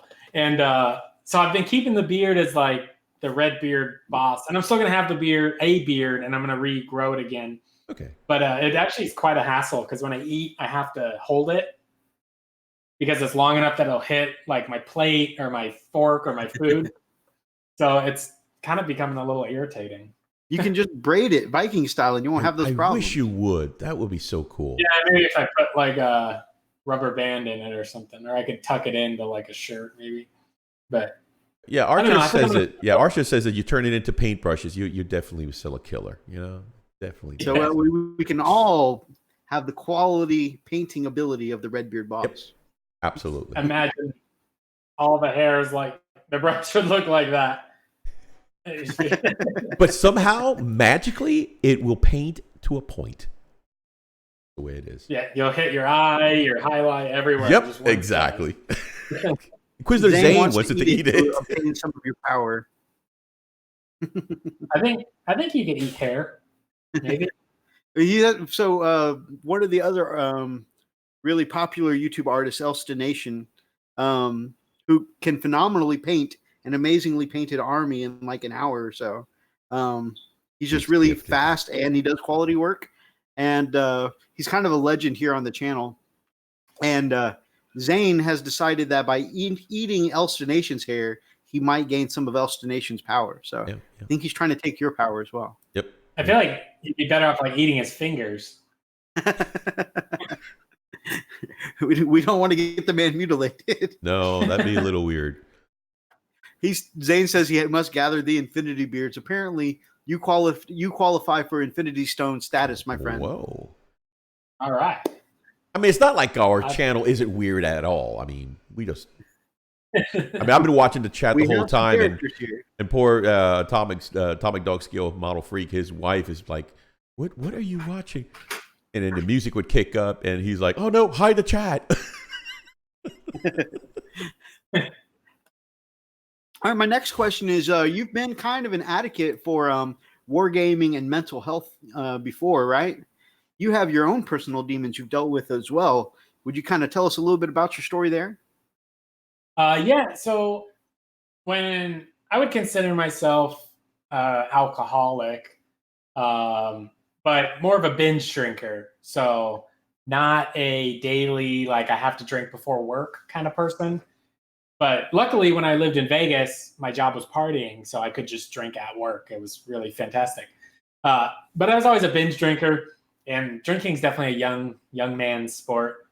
So as I got older, the hangovers got worse. And I found myself when I was getting back into the hobby, it would be like, I don't go out on Friday nights because I don't want to be hungover Saturday. Because if you're a drinker, a heavy drinker, you know, if you go out Friday, your choices are either drink again Saturday or you're worthless. And so that was like the very first step of like, okay, I don't go out Friday, so I can go play Saturday. And this was right when Age of Sigmar came out, right? That's right when I got back into the hobby. I had already lost everything in Vegas, and I moved back to my parents' house, and I still had all my Empire, my Dogs of War, some Eldar, a bunch of Warhammer stuff. And I was like, well, I'll get back into this because I got nothing to do. And it kind of went from there. And then I decided I was going to quit smoking. And I felt like the best choice for that would be to quit drinking. So the plan was, which is an awful plan, but it worked. I was going to quit from Christmas Day until St. Patrick's Day. And then that would be a long enough time that I could quit smoking. And then I could drink again on St. Patrick's Day, which is like the ultimate binge drinker day, especially for me. So it's just the worst possible plan, but it did work because I felt so good that I quit drinking and quit smoking that I didn't drink on St. Patrick's Day. And now I'm coming up on like 3 years. So congratulations, man. That's awesome, dude. Oh, thank you. Yeah. I'm like just constantly trying to tweak little things in my life that try to improve it. Like I said, after I had that big, I'm an adult who can't be in a car. Everything changed big time. So I constantly try to make steps towards either curing that or fixing that. And then I'm down the rabbit hole, like audio books, podcasts, everything. I'm constantly involved in like learning about it, reading books on it, mental health stuff. One thing I'm really fascinated by, which is only generally a positive thing, is nostalgia. I've been trying to find anything I can on the power of nostalgia right now. Like the way you probably only like music that you liked when you were younger. Yeah. Like it's hard for people to get new artists that they really, really like. A lot of time, food. I've changed my diet a lot lately. Yep. And I've noticed a lot of people's food choices I feel like they're directly related to their childhood food. Yeah, absolutely. And so, I don't know. And even like wargaming, like people, the nostalgia of like maybe their first army or maybe, I don't know if it'd be like called anti-nostalgia, but like for you, if you, in a certain edition, hated Tau, now you hate Tau forever. And that's fair. It's just interesting. Like, I don't know. I can't find enough information on it, but I've been digging for anything I can about nostalgia. And part of that is go ahead. Oh no, I was just going to agree with you. I've felt that way a lot, especially like, I almost feel ashamed to tell people that, actually I like the new Star Wars movies, because anyone who was there for when the originals came out, nothing will ever compare, and their standard has already been set in their head. And then, again, like you said, that's the power of nostalgia. Nobody wants anything new. Yeah, exactly. And like, I think it goes so deep, like to everybody's, like Star Wars, especially, like people are defiant. Like they will not take criticism of Star Wars, and they hate new Star Wars movies, maybe because of their love of the originals. And they'd rather it just be called, something else. Exactly.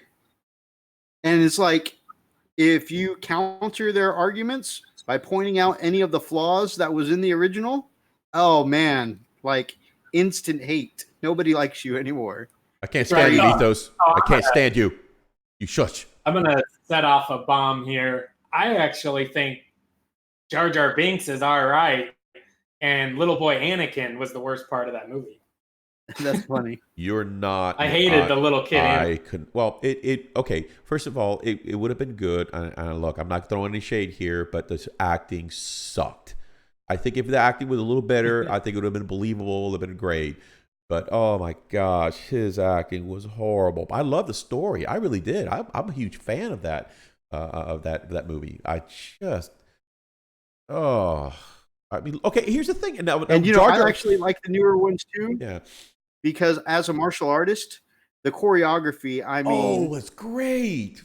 Is night and day, right? Absolutely. And that's as what a it should swordsman, be. And as a swordsman, I look at the early movies and I'm like, man, give me a lightsaber. I could kill everyone in this movie with my one hand behind my back. They didn't even try. They didn't try. Okay, look. And granted, that was the limitations of technology at the time. They were literally, and a lot of people don't know this, they were literally holding on to fluorescent light bulbs. So they had to move carefully.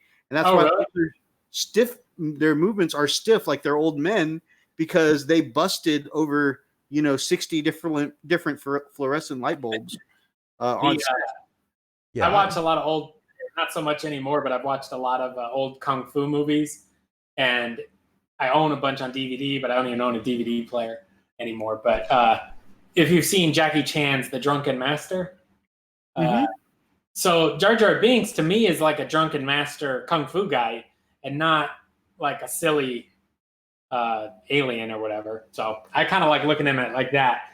So he's like purposely distracting people with his antics. Okay, so here's the thing, and I know people threw shade, and I was definitely one of those, and I had to actually stop to think about the whole Jar Jar Binks situation. And I know this is going off the rails, but here's the crazy thing about it. If those of you have watched The Empire Strikes Back, right? Who was not more distracting than a Muppet, a freaking Muppet? Walking around, I'm thinking, where's Kermit going to come out? It's like, and it was the voice of Jim. Yes. Like, are you freaking serious? Now, I love the movie, but it was so Muppety. You know? Yeah, everybody definitely Boy, decided who Yoda was how Yoda is. They forget that Yoda was a Muppet with a Yeah. flashlight. Yeah, absolutely. So, yeah. But again, great movie. Fantastic movie. And a classic cult. Good movie. Now, again, there's good and bad and everything. But yeah, I mean, I'm yeah, it is what it is, man. But I agree. You know, definitely people are nostalgic to their time period, and they get cemented in carbonite that way, and they don't want to like anything out of their carbonite. Yeah, if you go on YouTube's trending page, like you click the little trending tab, like the music is insane. How you've never heard never heard of any of these artists, like completely. I'm 34, so I guess I've hit that age where now it's like I love Kanye West, so I'm like, I'm just gonna stop there. That's where my rap ends. Like anything before Kanye, up to Kanye, and then after that, I guess I don't care anymore. But you know, nobody loves Kanye more than Kanye loves Kanye. Yeah, I'm second though. I'm a big Kanye fan. William Kubi says, love and loving in Las Vegas. Brian says, Redbeard saved your hangout for me with his life experiences. Chat on. Also, wife has left the cave. Yep. By the way, she liked us for a little bit, and then we got too crazy, I guess. Yeah. Well, you got a But little she was wholesome, and she came back, and she was like, "Okay, it's safe. You can continue watching, dear," and then walked off. You know. Why did I just sound I'm like Mrs. guessing we didn't get Doubtfire? the wife seal approval. Brian says, "Hell to the NO." Let's see. Let's see. Will and Wish can get those old toys, your HD shows and films. Yeah, exactly. Old shows, old toys that we used to have back then. Everything seems better from that one time period that we lock ourselves into. I agree. Brian says 80s music still rules. You know, I love current stuff, but also I love my 80s music, so I'm all over the place. 70s, that's a little before me, brother. I love the I know. 70s. Love the 70s. When I worked at the Palms in Las Vegas, I used to get to work at the concerts, and I got to work the Billy Idol concert. What? He was so funny. He came out and he's like, "My name's Billy fucking Idol, and this is what a hit fucking song sounds like." That's funny. And then he's just doing like jumping jacks the whole time. He's like 100 years old with a six pack. And it was like, you know, that was sprayed on. Somebody got good with awesome. the airbrush, you know, sprayed on his abs. Yeah. I don't know if there's enough airbrushing for me.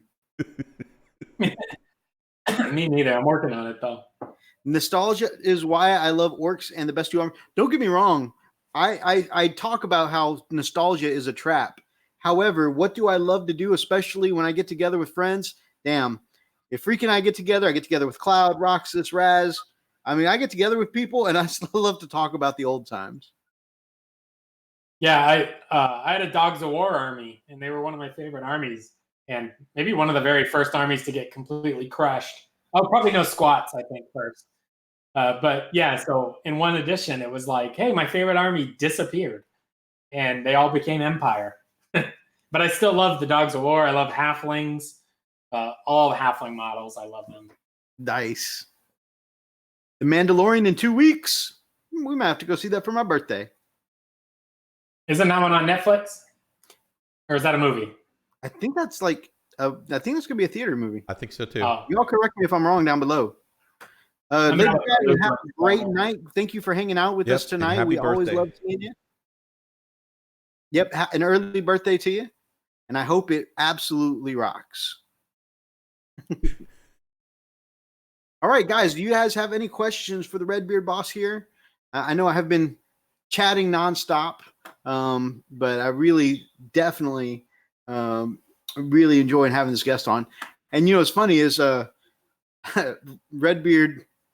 When we have like really bigger, well-known guests on, I think Big D is one of the few people we actually got through interview questions with. Like with Jake, Nick, all of our interview questions just fell off the rails. Like both of them, the computers ended up shutting down for some reason. Yep. It was just crazy. We never make it through these There was interview just questions. too much power radiating from That's from why the we've rooms. started moving that right after Art of the Week, because hopefully we get it in before any technical shutdowns. Exactly. That's Games Workshop shutting it down. Oh, Mandalorian's going to be a stream TV show. For some reason, I was thinking it was going to be a theater movie. Yeah, I think Big D said that it's going to be on Disney Plus. Disney Plus. Yeah. I don't want to have to get another subscription. I'm not doing it. I'll try to find it somewhere. Man, you can't be on the show saying you're just going to pirate it. Shh, I didn't say that. You said that. You said that. I didn't say that. You're going to pirate it and send it to him. I did not say that. But you're as bad as Zane. Don't put words in my mouth. Skarner, good to see you, Hey, my man. Skarner? Gamecraft Dragon asks, Redbeard, I've been following your channel for a while. As someone who struggles with mental health things as well, do you use the hobby as therapy? Ooh, good question. That's a great question. I don't know. I greatly enjoy the hobby, and I think doing anything that makes you happy is going to improve your all-around day or week or whatever. So in that sense, yeah. And then originally I was using it as an excuse. Like I said, I wouldn't go out, on Friday night because I wanted to hobby and play on Saturday. So, and that could have been, a lie I told myself of like, maybe I already wanted to quit drinking at that point, but I had to find excuses to quit. So I don't know. I honestly think you need to turn off negative people in your news feeds. You need to turn off like negative TV shows, like murder shows, all of that. Just start wiping it out and getting that like PMA, positive mental attitude type programming. And I think that helps a lot. Audiobooks for sure. You can find like 1 million audiobooks for free on YouTube. Just type in audiobook and you got like, you don't need Audible or whatever. You have like thousands of hours of content to listen to. So that's awesome. I think that helps. I have to say, that's one of the things I admire most about you is when you decide that you want to do something to better yourself, you just do it. And you don't even seem to make a big deal about it. You're just like, I don't want to be an alcoholic anymore. Boom, I don't drink anymore. I don't want to smoke anymore. Boom, I don't smoke anymore. And you know what? I'm not trying to take any credits from you. I'm sure you have your own challenges and whatnot. It's just the way it appears outside looking in. I think after you quit smoking, everything else is pretty easy. Like, you know what? I'm going to be a vegetarian now. Boom, vegetarian. No, I think I'm going to upgrade to vegan. Boom, I'm a vegan. You decide something that's going to improve your quality of life. Oh, caffeine now. I think that is the biggest thing on your list that I could not do is my coffee. I often take it in an IV. It goes right here where the track marks are. So I was like energy drinks, like Monster energy drinks every morning. So yummy. Yeah, I was that way too, and I'm sure that probably didn't help. That may have been one of the things that contributed to my pancreatitis, but eventually I knew for health reasons I needed to get off because I was when Cloud and I, they're in the chat, we were once doing full 9-hour shifts at a plastics refining plant. And we were also doing 4 to 6 hour shifts at a GameStop as managers. And so we only slept like 3 or 4 hours a day. Man, we developed, I'm sure it was probably more me than him, but I was at a point where it was like 3 to 4 energy drinks a day plus coffee. Ooh. And I realized that was probably not a good an addiction to have. And of course, my friends and family around me were doing things like giving me news articles where like the high school kid had a heart attack on Monster energy drinks and stuff like that. And, and so eventually I still partake once in a while. It's not an everyday thing or every week thing. It's literally just once in a great blue moon. But I cleansed it all out of my system so I wouldn't have any of the withdrawal by downing a bunch of cranberry juice for a whole week. and that kind of wiped it out of my system. I didn't even have the shakes or anything. It was pretty good. You didn't have any caffeine withdrawal? I mean, I had some of the minor headaches, but I mean, it was very minor. Definitely not like all the things I was reading about is likely to happen to you with caffeine withdrawal. Yeah, I quit caffeine twice, and both times it was very, very, like I felt it hard. I read the yourself like, am I sick or am I still going through withdrawals? Because you just feel miserable for a day or two. Oh, absolutely. And that's why I was doing the cranberry juice, because I read that doing that or apple cider vinegar can just help cleanse it out of you without having the withdrawal effects. It's just like a total detox. That back to that guy's question too. So quitting the caffeine, I think, is one of the absolute biggest improvements to if you have a general anxiety disorder. So if you don't have like an anxiety disorder or anxiety problem, I don't know if you have to quit caffeine. I can't really find any real negative benefits of it. It's also like a $1 trillion industry, so it's going to be hard to find negative reasons about it.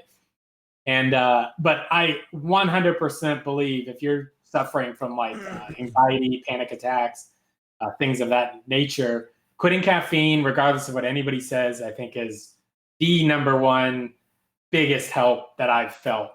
Like, I think that made me feel better than quitting smoking and drinking. So, wow, that's huge. A huge jump. I've got I think that general like slight uppity feeling that it gives you is like hitting that trigger, or like, you know, like a cat reaching for like a string. So I think it just puts you in that just slight agitated level. But so quitting caffeine. No, go ahead. Finish your thought. Oh, I was just going to say quitting caffeine 100% if you're suffering from some kind of anxiety problem. I never really had like depression or anything, but I would assume it would help for that too. So that's really interesting. It is. A couple of notes. One of the things that for some people for caffeine, like for me, I am ADHD and very, very heavy ADD. Caffeine is of course is a stimulant, and so for me, the caffeine actually works a little different for me than some other people, like normal people. It actually tends to bring me down and slows me down a good bit. That's why I drank some coffee earlier. Actually, I drank some fresh espresso my neighbor had given me, and you know, it was again, it kind of brought me down. So I'm just trying to kind of sludge through it. But something that I wanted to ask you, and I'm really curious, as a person that has dealt with addictive personalities all his life, it's kind of interesting hearing you say that, you know, you've went through this long bout of, you know, having this particular addiction or this particular, you know, thing that this like you said, the demon that you dealt with. What did you do to keep from, you know, jumping onto the next thing? Like for me, I have to be guarded all the time because I went from, you know, addicted to, you know, food or playing World of Warcraft, or again, as addictive personality, even if you cut one or two things out, there's no vacuum. You always want to fill that void. So what did you do to keep from filling that void? So I think that's 100% accurate. So I quit drinking to quit smoking. I quit smoking, and I rewarded myself with like constant carne asada nachos, you know, triple Big Macs, because it was like, I'm so healthy now because I quit drinking and smoking. So, I mean, I can eat whatever I want, right? I'm like, you know, the healthiest person on the planet. And my blood work was so bad, and, you know, high cholesterol, high triglycerides, right, things like that. And same with sugar, Monster energy drinks. You know, it's like, I don't drink alcohol, but I can crush, you know, Monsters because I don't drink alcohol. I'm not putting Jägermeister in it, so it's fine, right? right. And, so I think I just honestly keep adding more addictive things that aren't those things. So like we're doing the vegan. I call it vegan for other people's sake. Like I still have animal hair, paintbrushes. I eat honey. So I'm not, but from the general person, it's just a vegan diet, but it's really a plant-based diet. And so I've been trying to get like addicted to that, like learning how to cook new, foods. I like cooking, painting for sure. I'd much rather be addicted to painting. I'm definitely trying to get addicted to like investing and saving money. Addicted to audiobooks, going back to the gym. So yeah, I think I just keep adding more things that I'm trying to be addicted to instead. So Which is you why, shift your addiction over to positive addictions to have. yeah, like I can't have Dota 2 on my computer because I sit there and angrily play it. Like, my team caused that loss. And I'll play it for 5 hours a night. And that could have been, tons of paintbrushes I got processed to ship or miniatures I could have painted. So I don't even play video games anymore. Mythos is addicted to paint, so that's why he does the brush licking. So do you brush lick? That was another. Yes. You do brush lick. Okay. Yeah. I don't void blend where I'll lick a dirty brush to clean it and then like blend out a brush stroke. Yeah. But I repoint my brush after I rinse it in the water. I get that. I am guilty of both. Some people will just straight lick the paint off their brush.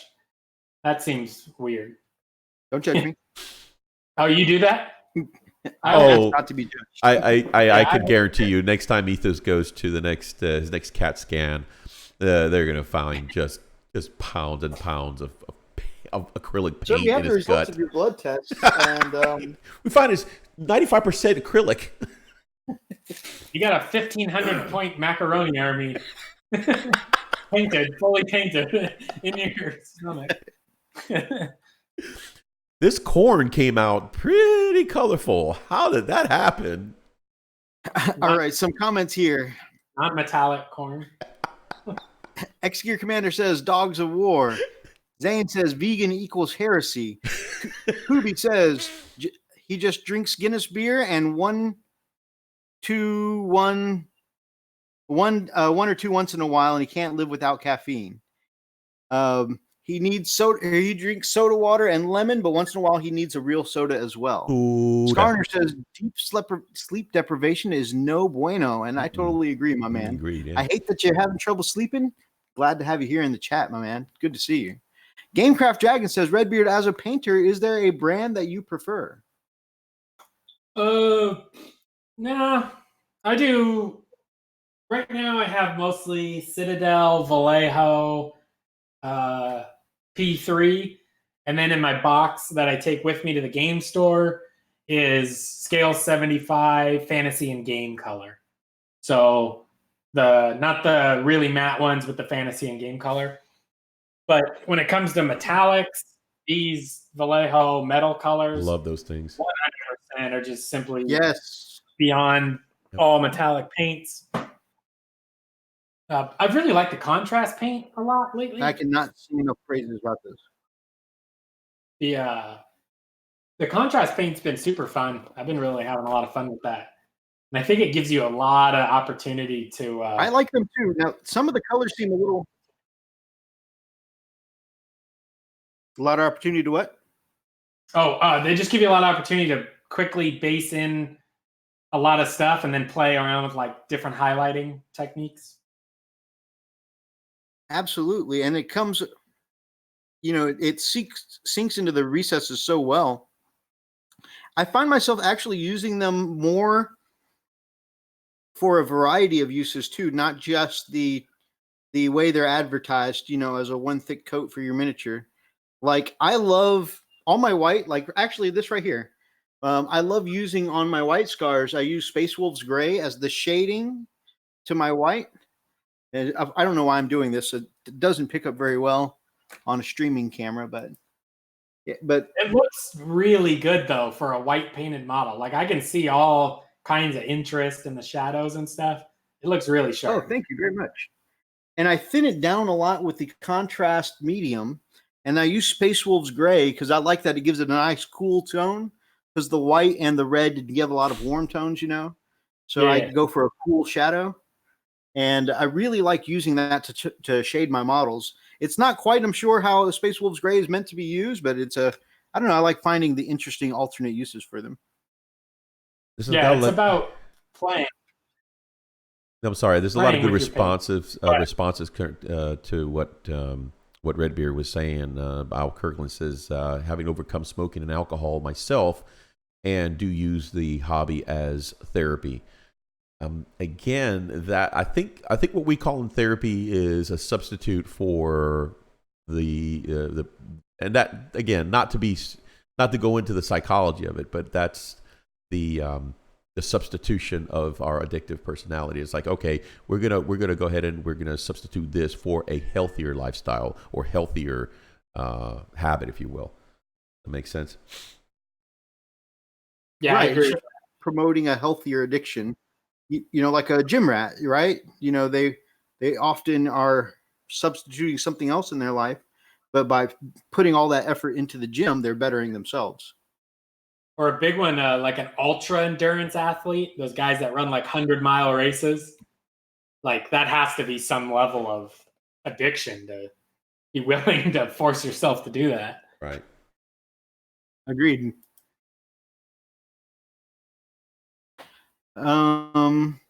Freak, do you have a preferred brand of paints? I figure I'll throw some of these your way if it's something that applies to you.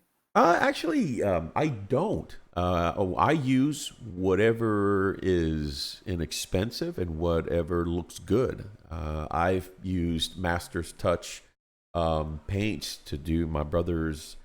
What was it? It was a 65. I think that's what it was. A 65 Shelby. Or 64. Anyway, it's a 65 Shelby, I think, that I painted for him, and it came out absolutely beautiful. And a lot of the paints that I use on my miniatures are, some of the Master's Touch. But of course, I do have a lot of Vallejo that I use. I love Vallejo because it just goes on beautifully. And now and then I'll use some of my Citadel stuff. But I try to, use different stuff here and there. But one of my Is it true that you used the Master's Touch acrylics that you got on your brother's model before trying them on your own? Well, is this a deposition? Is this it? See, what had happened was I'm just kidding. No shade, no shade.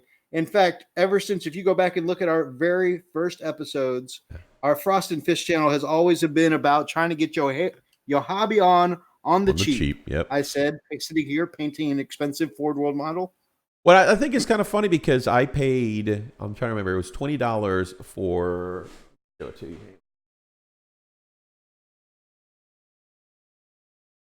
Then you got that Hobby Lobby 40% discount, right? Exactly. So this right here, this hot mess, had $20, right? And basically, it came out to about $1, a little less than $1 of paint, way cheaper. And what was funny is that I started comparing the pigment between, let's say, like Mephiston Red, and I couldn't believe how identical it was to GW's. What about what's the other red? The darker red, what was a darker red? Corn red? No. Yeah, it is corn red. Yeah. Guess what? There it is. I mean, it was like you got to be kidding me. And I was blown away. And some of the yellows, it's like crazy. Yeah. So the flesh tone that they have, the Citadel's flesh tone, the darndest thing. I open it up and I compare the two, and it's dead on. Of course, this stuff is so much thicker. You just thin it down, but it's surprisingly really, really well. I'm like, wow. So, it just, again. And for those that are adept enough at thinning their paints, I mean, sometimes that's a blessing, because you can thin it down so much you're saving money on how much use do you get out of the same paint. Exactly. And of course, I do a lot of paint mixing too. So I don't have the exact paint for everything. I'll find a shade that I want, and I was like, you know what, I'm just going to mix the two, see what I can get, and if I'm happy with it, then I'll make a good bit of it to use for the project. So anyway, that's it. All right, some other good comments here. Hey, go Mythos, ahead. before you continue, I'm gonna let you guys go after I just got a service call or ticket, so I'm just gonna step away real quick, take care of that, and I'll be right back. Okay. I was gonna say, well, when you're You were about to painting, say something, Redbeard?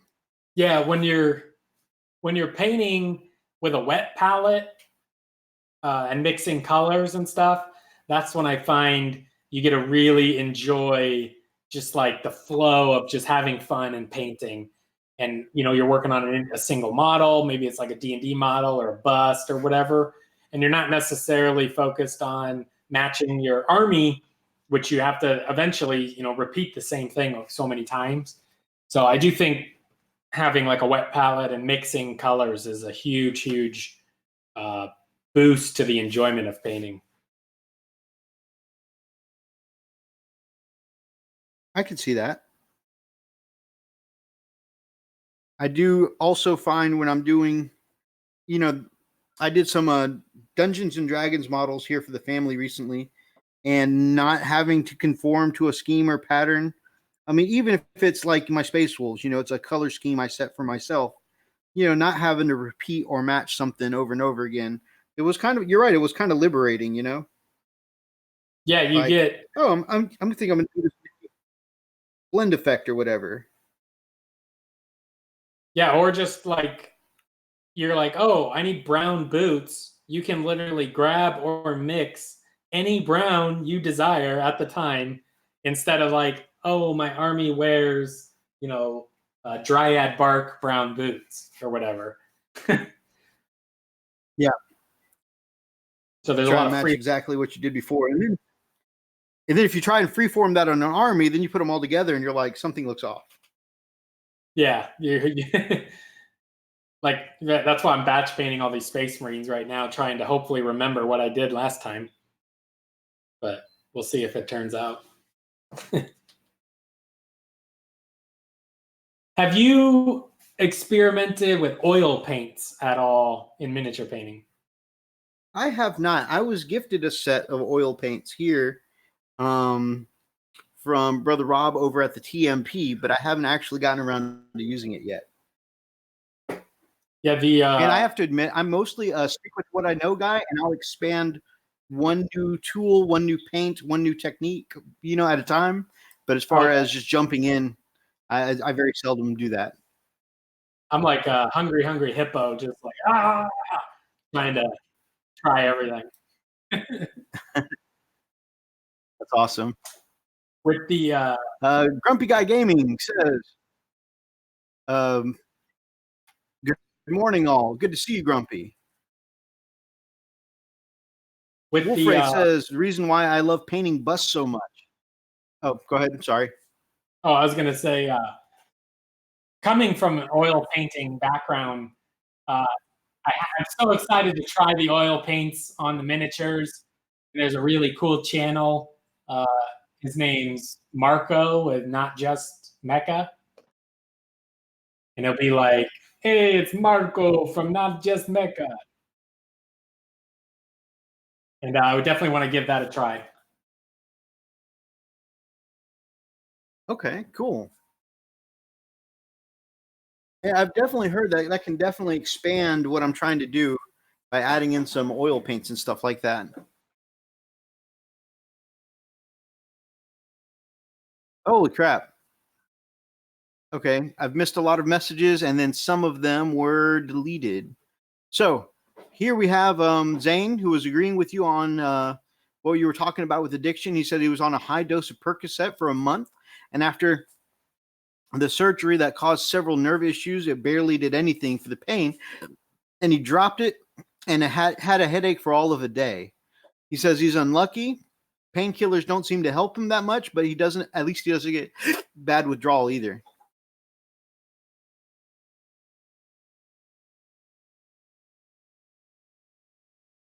Brother Brian says, yes, nachos, when you were talking about nachos. And then he said, vegan? What?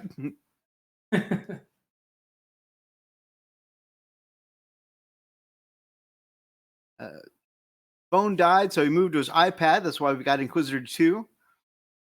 Nasty Dirty Style. I'm not sure what that's in reference to at this point. Mythos, did you eat paint chips as a kid? He's referencing the movie Tommy Boy. Al Kirkham can identify with red. Oh, so there you go. Someone who can identify with you. Gamecraft Dragon says he loves contrast. 100% of his skin and base coats lately. It's totally understandable. I have been using contrast on my face on my faces for skin tones lately, but I've been like mixing it. So like I'll do an undershade or an undercoat, and then highlights on the undercoat, and then I would use the contrast for the skin, and then I highlight the skin. So I know that kind of defeats the purpose of contrast, supposed to make it quick and easy for you, but that's just how I've been using it lately. Freak already read how Al Kirkham also struggled with alcohol and smoking and overcame it and uses the hobby as therapy. Gamecraft Dragon really enjoys using oil pin washes, really great for weathering. Wolf Wraith says he hasn't had a chance to do oil paints yet. It looks amazing, and he does a lot of busts these days. Brian says, is it wrong to paint each orc a different color of clothing? That's what I've been doing with my boys. I want them to be a band of misfits. If misfits is how you want them to go, then absolutely. In fact, orcs are definitely one of the best candidates to not conform to a certain style. Grumpy just uses oil paints to pin wash armor panels. Lars has been trying out some of the contrast colors. It does some cool things, but can be hard to fix it if you get the spread off. Absolutely. They say that their recommended way to fix it if you get something off in contrast is you got to paint back on this, the whatever your contrast base was, either the gray sear or wraithbone, and then go back in with another blend of contrast. Gamecraft Dragon says doing a Zenithal undercoat and then contrast is amazing. Works really works to its strength. Makes sense. Now, have you? I'm sure you've actually. I think you may have even talked about it. Done the contrast with the Zenithal mixture. Yeah, I've done it. That's usually how I prime all my miniatures now. So for the most part, I've always done it that way with the contrast. But I feel like if you're instead of doing like a directional spotlight effect where it's like black, gray, one spot of white. If you're using the contrast, you almost want to stick more with like gray white with like one spot of black maybe, or like gray white and then like maybe purple from below or brown, because that contrast over black doesn't really do much of value. I agree. Actually, what I like doing with it is something I learned from Uncle Adam. And instead of doing my Zenithal with an airbrush, what I really find works well for me. And again, this is just my skill set, my ability. I'm not as good at different things as other hobbyists, but what works for me is if I do something I learned from Uncle Adam at Tabletop Minions, where I do the black, but then instead of doing a traditional bottom-up Zenithal, if I do a dry brush of gray and then a lighter dry brush of white, and just do both of them more aggressively than I would have, it pops out all the details. And then for me, that really does what contrast is supposed to do. Leaves the darker colors in the recesses and really helps pop the brighter colors. Yeah, that's a good idea. I've definitely boosted the white with like a white dry brush, but most of the time I just do airbrush straight to a lot of times what I do is I airbrush prime and then I'll airbrush like a solid color, like a glaze over it, just to try to knock in like the majority of whatever the model is going to be. Sure.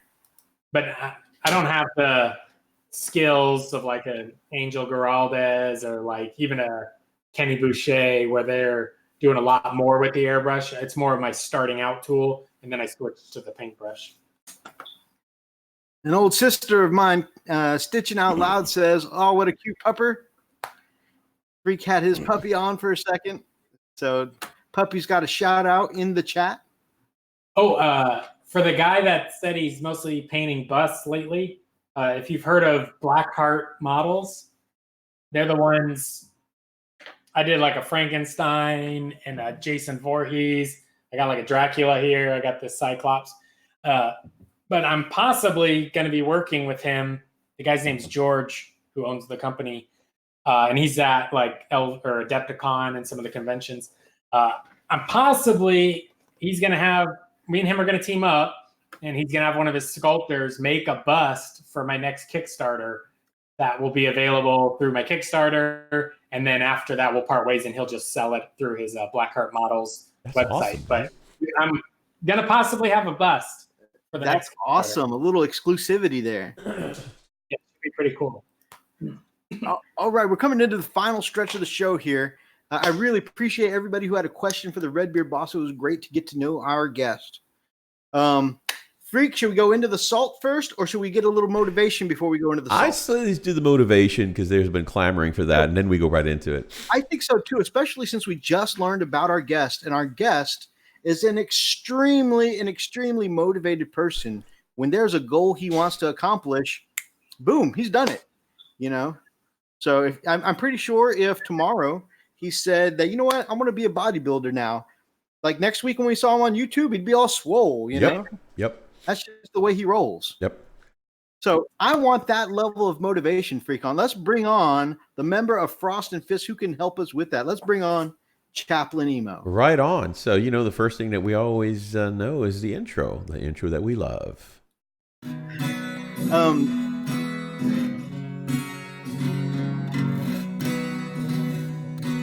When you're going into battle and you don't know how to feel, just count on Chaplain Emo and his joy will make you squeal. So when the world is down, you want to scream, just listen to the words of Chaplain Emo. And here is the part where Brian loves the most, where we get the motivation from the chaplain. Mythos, you know how to ask the question. Absolutely. Chaplain Emo, we were just sitting here talking with a really motivated individual. Gosh, I want to be motivated like that. We know you bring us word directly from the Emperor. The Emperor speaks through you. Please share with us your motivation and, you know, let us know what light you bring from the Emperor. I want to hear from the Emperor directly. Men, I am the voice of the Emperor. Anything that comes from me comes directly from him. Ooh, that's awkward. Oh. What? Well, I mean, it's only awkward if we let it be awkward, right? I guess, but my question is, was that him or the Emperor? Which? I'm sure that was just Emo. You know what? Anyways, I feel like our guest has motivated us. Enough for today. I think so too. You know, you know, we'll have to let Emo have a pass on that one. Our guest has motivated us enough today. I'm feeling we're going it. to move straight onto, and we're not even go to the news articles today. We are just going to do the main topic. What is on the thumbnail and what is going to make me salty. I think Freak might get a little salty too. Yeah. This is definitely something that I have been championing and talking about all year. So lately, and I'm going to, of course, shout out the Gamecraft Dragon. I was in Gamecraft Dragon's live chat the other night, who was talking a little bit about the Psychic Awakening Book 1. Also, if you've checked out a big news source, Chapter Master Valric this week, he did another segment on it as well. Also, Psychic Awakening Book 1. And there's been a few channels out there that have touched on the Psychic Awakening Book 1. But these two channels are the ones that I've seen that have noticed this part in the book and really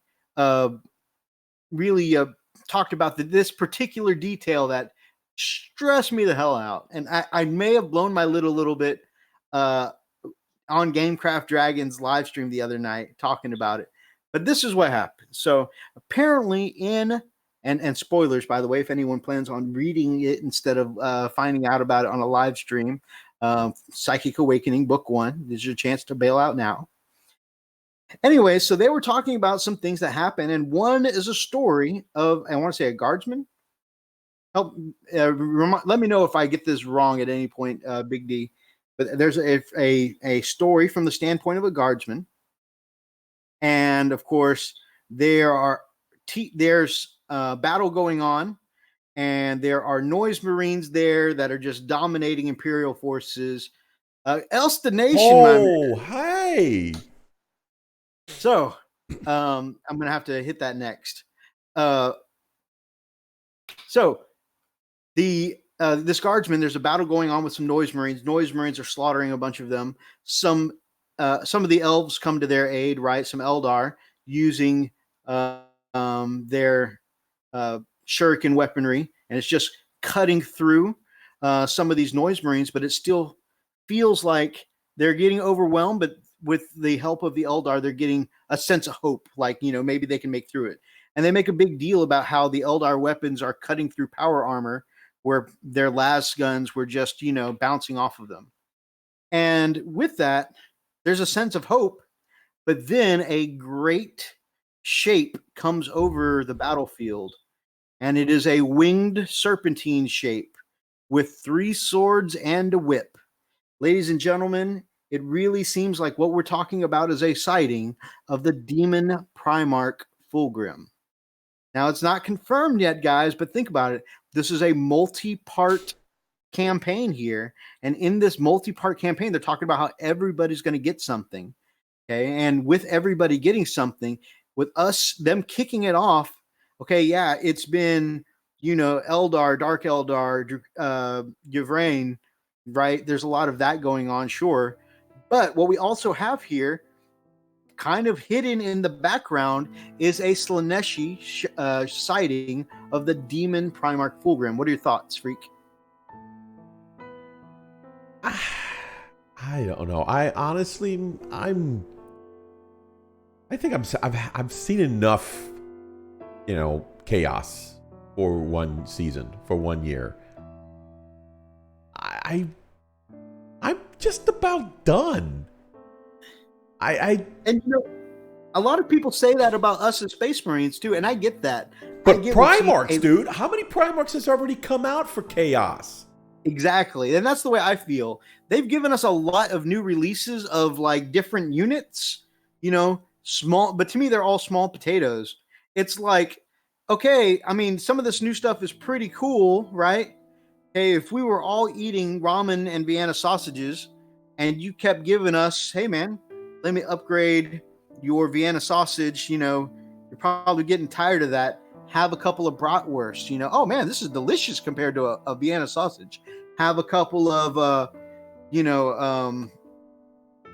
Italian sausages. Oh man, that's another flavor of this great food that is similar to what I had before, but it's, it's kind of more of the same, slightly elevated, right? Sure. And then with these Chaos Primarchs, they're like, oh no, you are getting the New York strip, boom, Magnus. You are getting, a T-bone, boom, getting a Mortari. Filet mignon. Huh? Filet mignon, man. Yeah, and then I was about to say, and then let's go ahead and throw in Fulgrim and give you a filet mignon, right? And let's go ahead and give him Angron next, and we'll just have the whole damn prime rib. Like, I feel like you're giving us a lot of little stuff as Space Marines, right.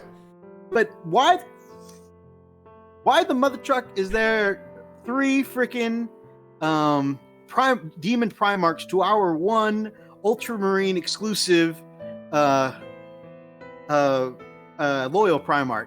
And because that's the argument some people make. They're like, well, he's wielding the sword of the Emperor, and so he's like the representation of the Emperor versus these 4 Chaos Gods, and that's why you guys only get 1. Well, if he's supposed to be the goddamn, leader of humanity, right? And he's supposed to be the only one that we get because he's the leader of humanity with the Emperor sword that's supposed to face down all 4 to 1, then take away the fact that he buffs only Ultramarines, all right? Right. Because if you are going to treat us as one for all, then make it all for the goddamn one. Anyways, I'm sorry, I got a little agitated about that. Redbeard, my man, what do you think about this? Hold on. What's why are you're muted? I think I was There you muted. are. Okay. I say bring on Fulgrim. That sounds like the most awesome thing. An Emperor's Children book. Amazing. More Emperor's Children always. The army looks amazing on the table. Slaanesh is the best of all the Chaos Gods. And yeah, I don't know. I'm just happy that there's just so much stuff. Now, one thing though, can we take a moment to just update all the old Finecast stuff?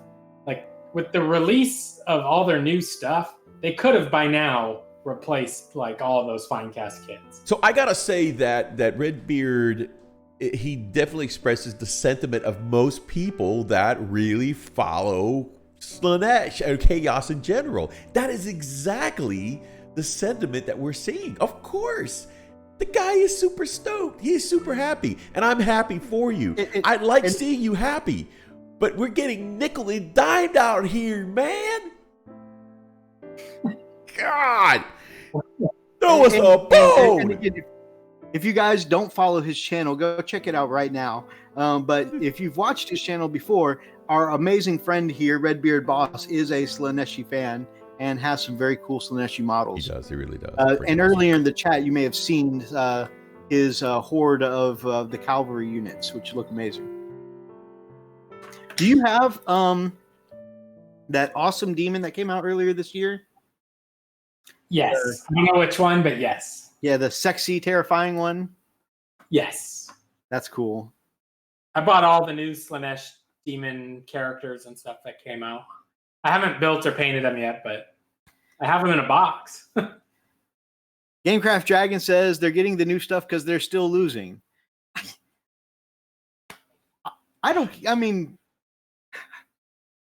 I personally don't have a problem if they get it. That's just it. There's not an issue if they did get it or not. I'm okay with that. But again, look, just you get, I get, you get, I get, you get. And see, this is, and I'm going to make a video game analogy here. This is the kind of thing that pisses me off about the idea of let's make changes based on the top 10%, right? All the ISTC guys, the frontline gaming guys and stuff like that. You make these changes because like, well, Chaos is still losing. Sure, in a tournament, meta, sure. In an ISTC meta, sure, absolutely. So we make changes based on the top 10% and whatever's winning or losing in those scenarios. And that, to me, is bullshit. Just like I get frustrated in video games, like in Overwatch and stuff like that, when they make patch changes, they nerf, they buff certain things based on tournament play only. Then especially the tournaments that, Blizzard themselves run, you're going to get the best damn players in the world, and we're making changes based on what they do. Right. But us, the little man, who doesn't play competitively, we get kicked in the goddamn balls just because some guy who knows what he's doing is extremely good, like, oh, well, they're doing this, that, and the other. Okay, but that's the end of the wave. The ripples that start here, the little players like us, it's just like, oh, well, this person who was somewhat decent got nerfed, or this person that everyone's playing now is amazing, and they make changes, based on what feels unrelatable to me at the bottom of the totem pole. Let's see. I'm getting called out a lot. Doe, volume down. Mythos popped a vein. Freak is chapped. Wow, Mythos, keep the blood pressure down. Fulgrim was mentioned in the new lore, but didn't come out, so we wouldn't get excited. So I wouldn't get excited about this story. Right, it's not yet, but like I said, it is a multi-part campaign, and we haven't gotten to the Noise Marines yet. So when they do get to the Noise Marines part in the campaign, it is like, it does look like whenever it gets around to Emperor's Children that they will get their Primarch. This is what it looks like to me. Again, it's just speculation, but it's just what it looks like so far. It's all about the money, honey. Yeah. Well, I can't even say that it's all about the money because.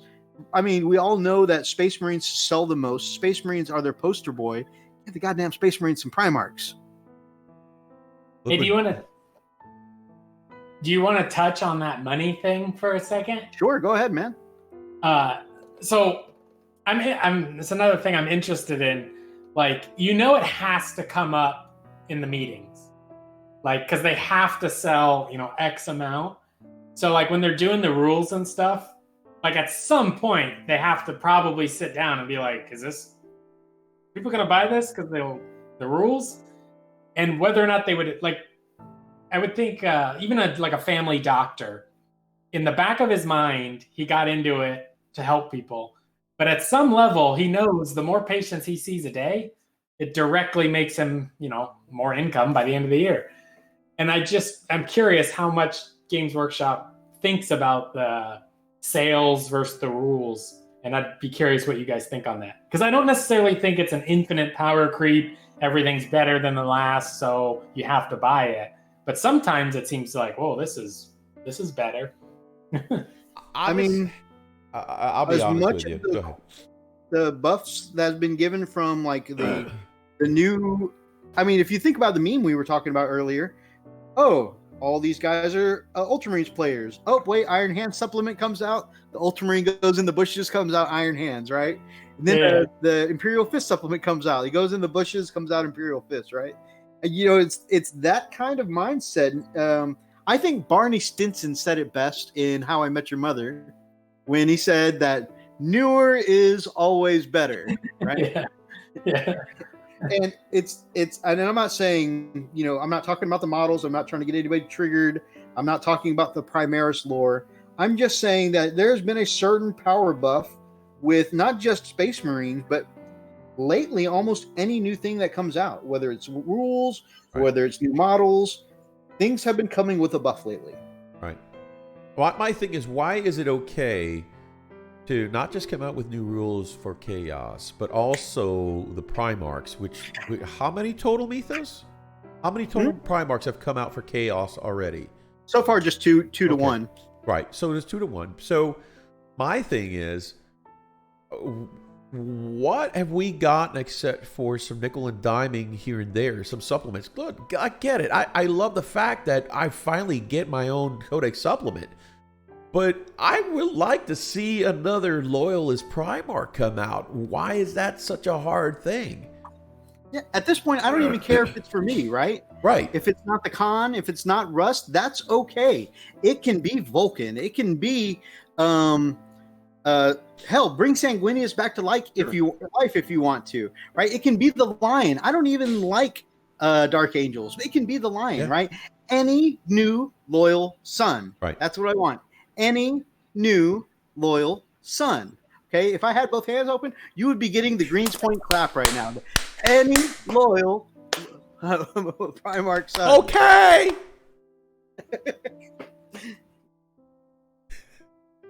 I told Big D, Gamecraft Dragon, in his Tuesday night live stream when he was talking about this, I said, man, if they do this, I want to see one of those GW representatives in the ring, right? I want to settle this.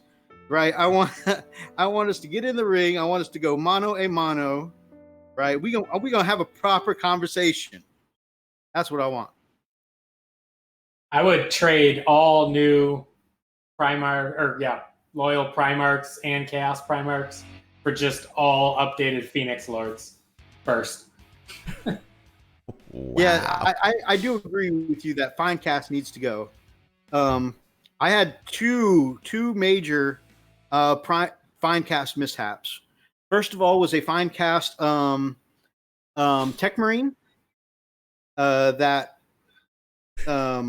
was mounted into a Iron Priest conversion, and I sent that to Nick, and he put it in some Biostrip 20, and he ended up building and converting another one. But when he put it in the Biostrip 20, it melted all the Finecast parts off of my Iron Priest.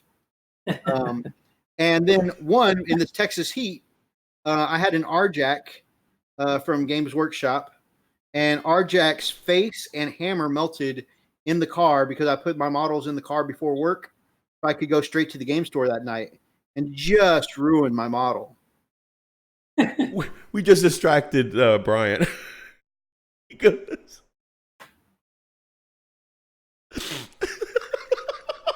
Freak needs a seatbelt on his chair. He's about to blow up. No, read what he says. Man, I was at the bench and had to turn around. Heard some slapping. What the? Wolf Wraith says they're trying to set up a hopeless future so they can return. So the return of the Imperial Primarchs will be the thing that saves them, focusing more on lore than tabletop. which is okay, but putting tabletop last is a bad idea. They just can't seem to get at a balance. Mythos?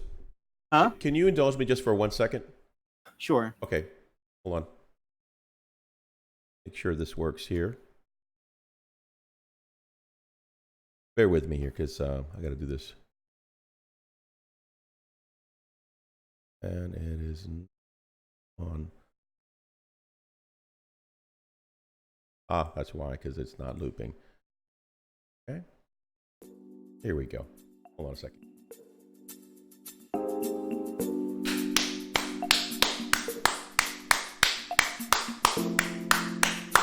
This is for Brian. God.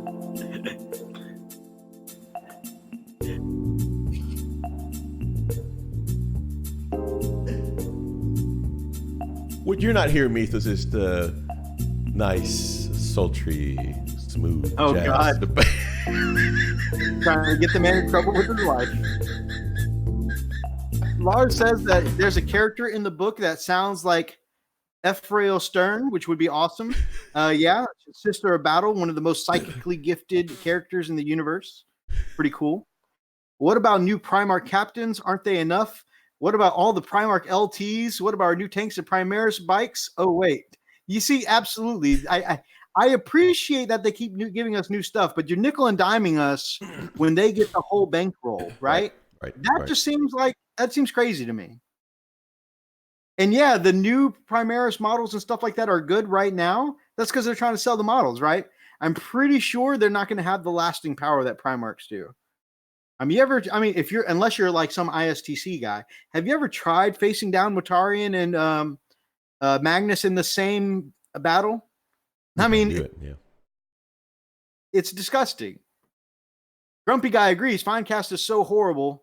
When I get a commission that includes Finecast, I want to shoot myself in the foot. Man, I agree. Dudes, I'm trying to paint. Back to the bench. Laugh it up, Slappy. That's awesome. Got it. Eldar release will be next. Yeah, absolutely. They've been doing a lot of Eldar stuff for the Phoenix Rising stuff. Hey, Shadowcat. Wow. 9 Tourney, a game lore, 13 Crusades, still ain't about shit. Oh, yeah. Well, I mean, their last Crusade worked, KDFL, right? Elcidation says, who knows? The con could show up in bingo. I would be all for that, Elcidation. We're good with that. But I'm saying, just for my point of view, I mean, don't get me wrong. I would love if the con showed up, but it doesn't even have to be for me, right? I'm not even bitching for myself. I just want any loyal Primarch. I think the most likely ones would be Dark Angels, Space Wolves, or Blood Angels.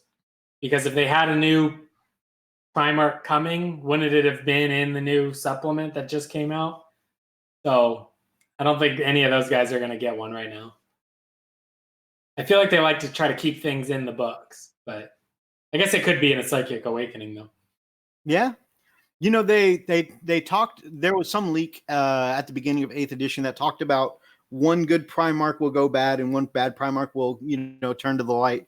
And I was like, man, wouldn't it be cool if, oh my God, I got to bitching so much and the Blood Angels Primarch just left my brain for a second. Sanguinius? Sanguinius, right? What if Sanguinius came back from the dead, but being dead kind of screwed with his head? Eventually turned to darkness. That'd be kind of cool. I'm full cool vampire mode. I think that'd be neat. I think that's a good story. Yeah, I think it would be a good story. Yeah. We have a Weather Pig model, the Weather Pig model painting. Welcome to the chat, my man. I don't think I've ever seen you in the stream before, and I'm really glad you're here. I love the Weather Pig. You guys got to check out the Weather Pig. Awesome. We are subscribing right now. Doing it. He's my friend from Australia. We did a collab video together. Awesome. That's cool. And you gotta love the Cat. Everybody go subscribe to the Weather Pig. Awesome. Good shout out. He says, "G'day, enjoying your stream. Your passion makes me want to look at 40K again. That is so cool to hear. Thank you so much, my man." Tom Dog Seal Model Freak says, "My freaking orc looks like the Ultimate Warrior face paint from WWF now. That's awesome." I don't think that's what he wanted to go with. Warrior.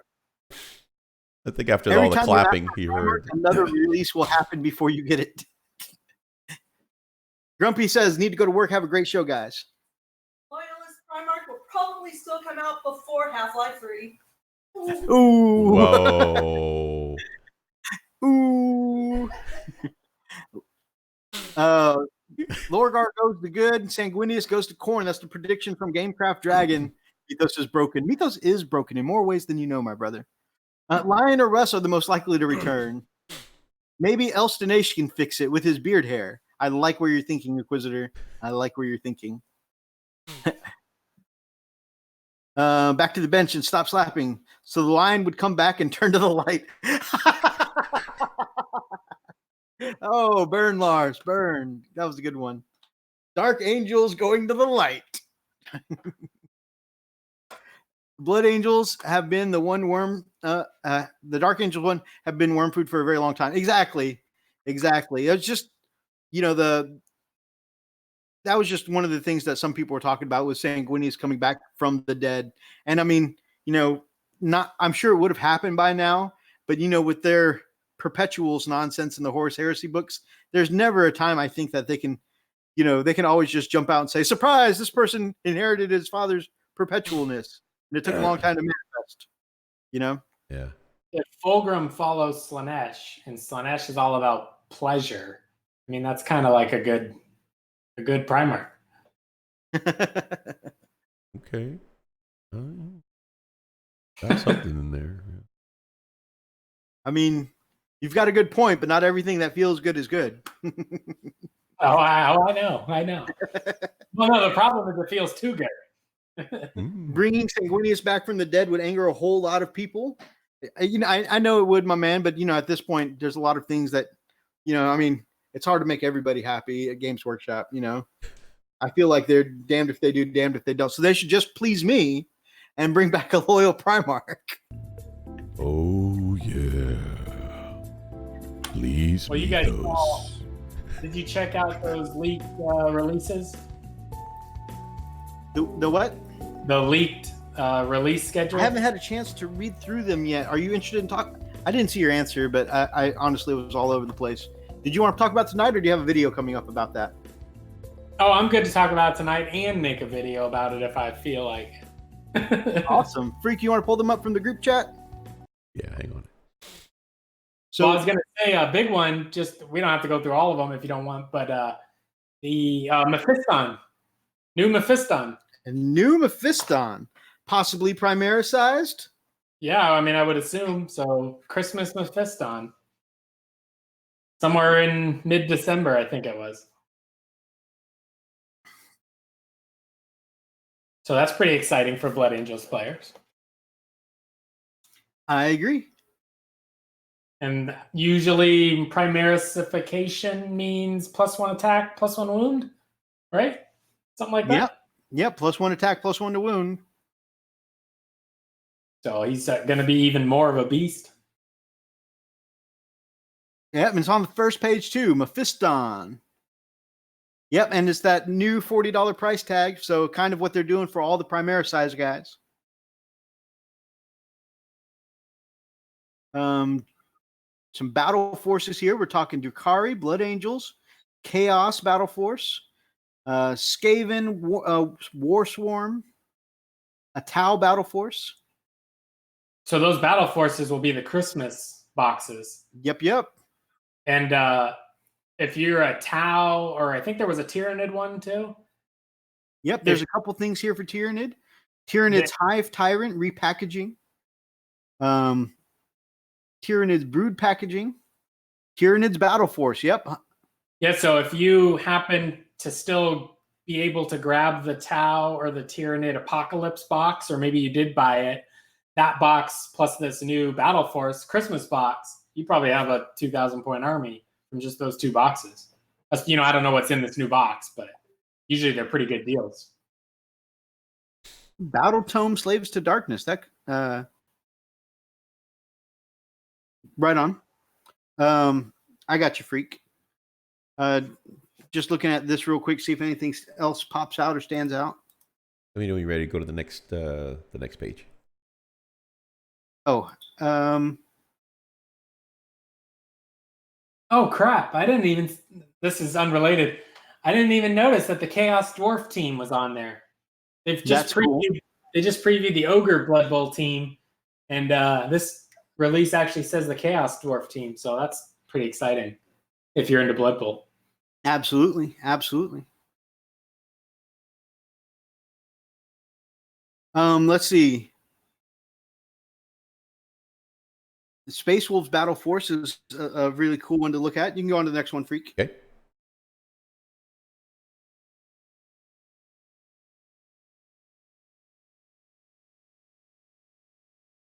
I have no idea what source this is, guys, by the way. And we don't even want to know where it came from. This is just a leak found on the internet somewhere. We got some Titanicus stuff, transfer sheets, card sleeves. Red painting handle. I wonder what that is. Interesting. Spray stick. That is a spray stick. Paint pot holder. Castle of Blood, Iron Resolve. Those, I'm guessing, are books. Yeah. Low lives. Interesting. All right. Next. And then the final one, Freakalicious. Yep. The I imagine as a company, Games Workshop hates when this happens. Sometimes I wonder if they put it out, to build hype on the cool. Yeah, I agree with that. But with this in-depth, if this is all true, and it being the complete in-depth thing with all the dates, that kind of ruins their hype train a little bit, I would think. That's a good point. Because they probably have Warhammer TV videos for some of this stuff. Witch Hunt, there's a bunch of Inquisition stuff. And some people have talked about, there might be a codex for some Inquisition later in the year.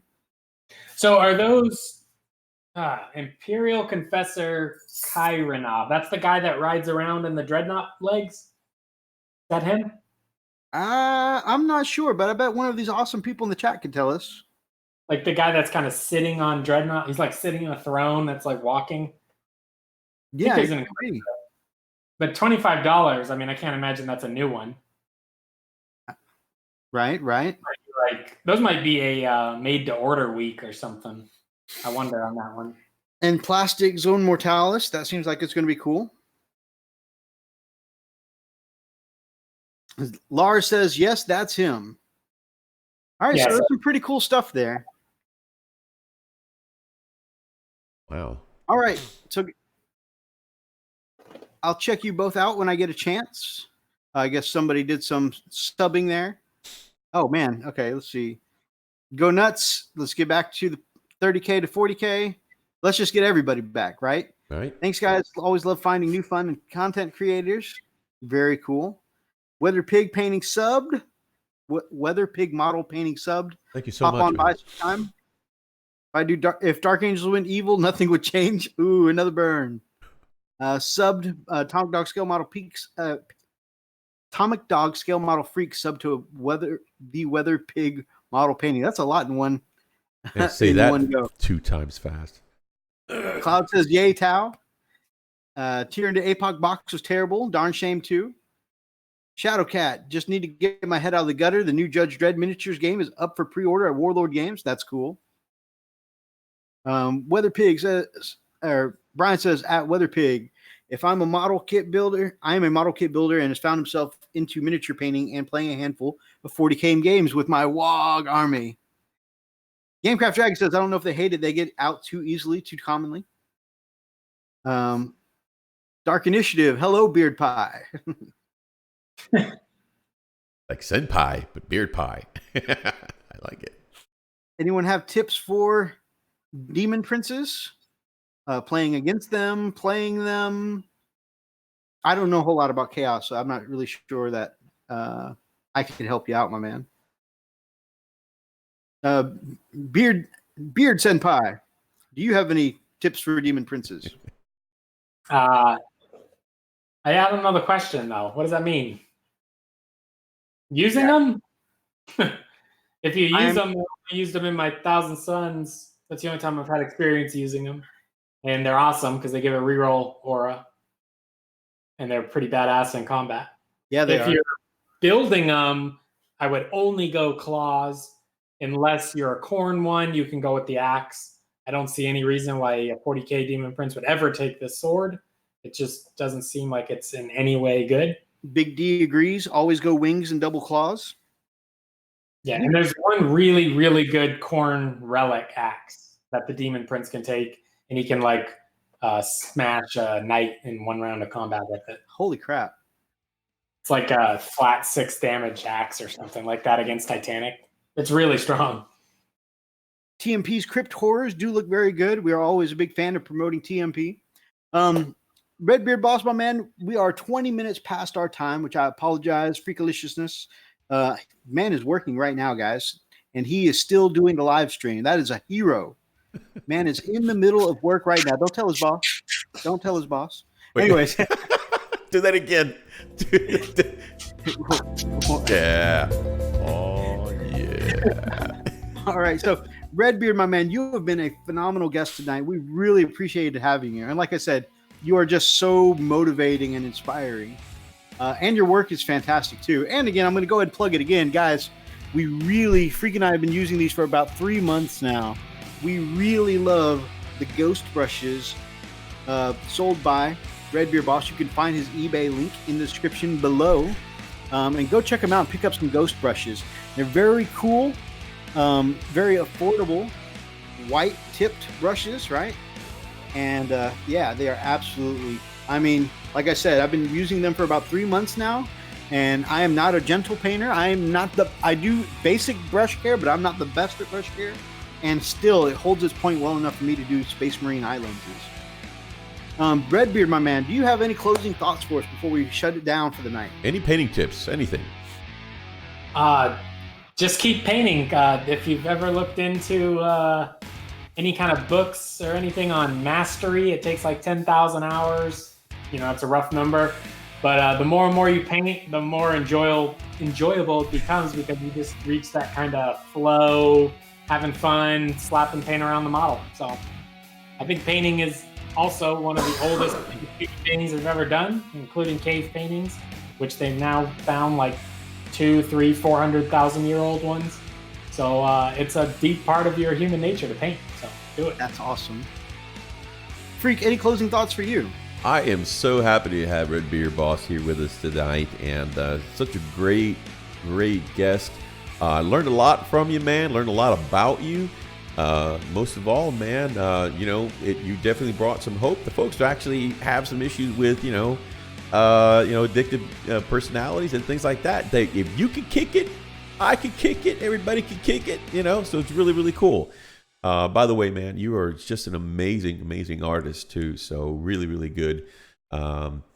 Great show tonight, and I really appreciate you coming on. By the way, not going to be a stranger. Got to have you back, man. What do you say? Absolutely. Yeah, I don't party, so I got nothing better to do. Freak, this is for you. Stitching Out Loud says, Freak, your voice is the Barry White of the 40K world. Oh, yeah.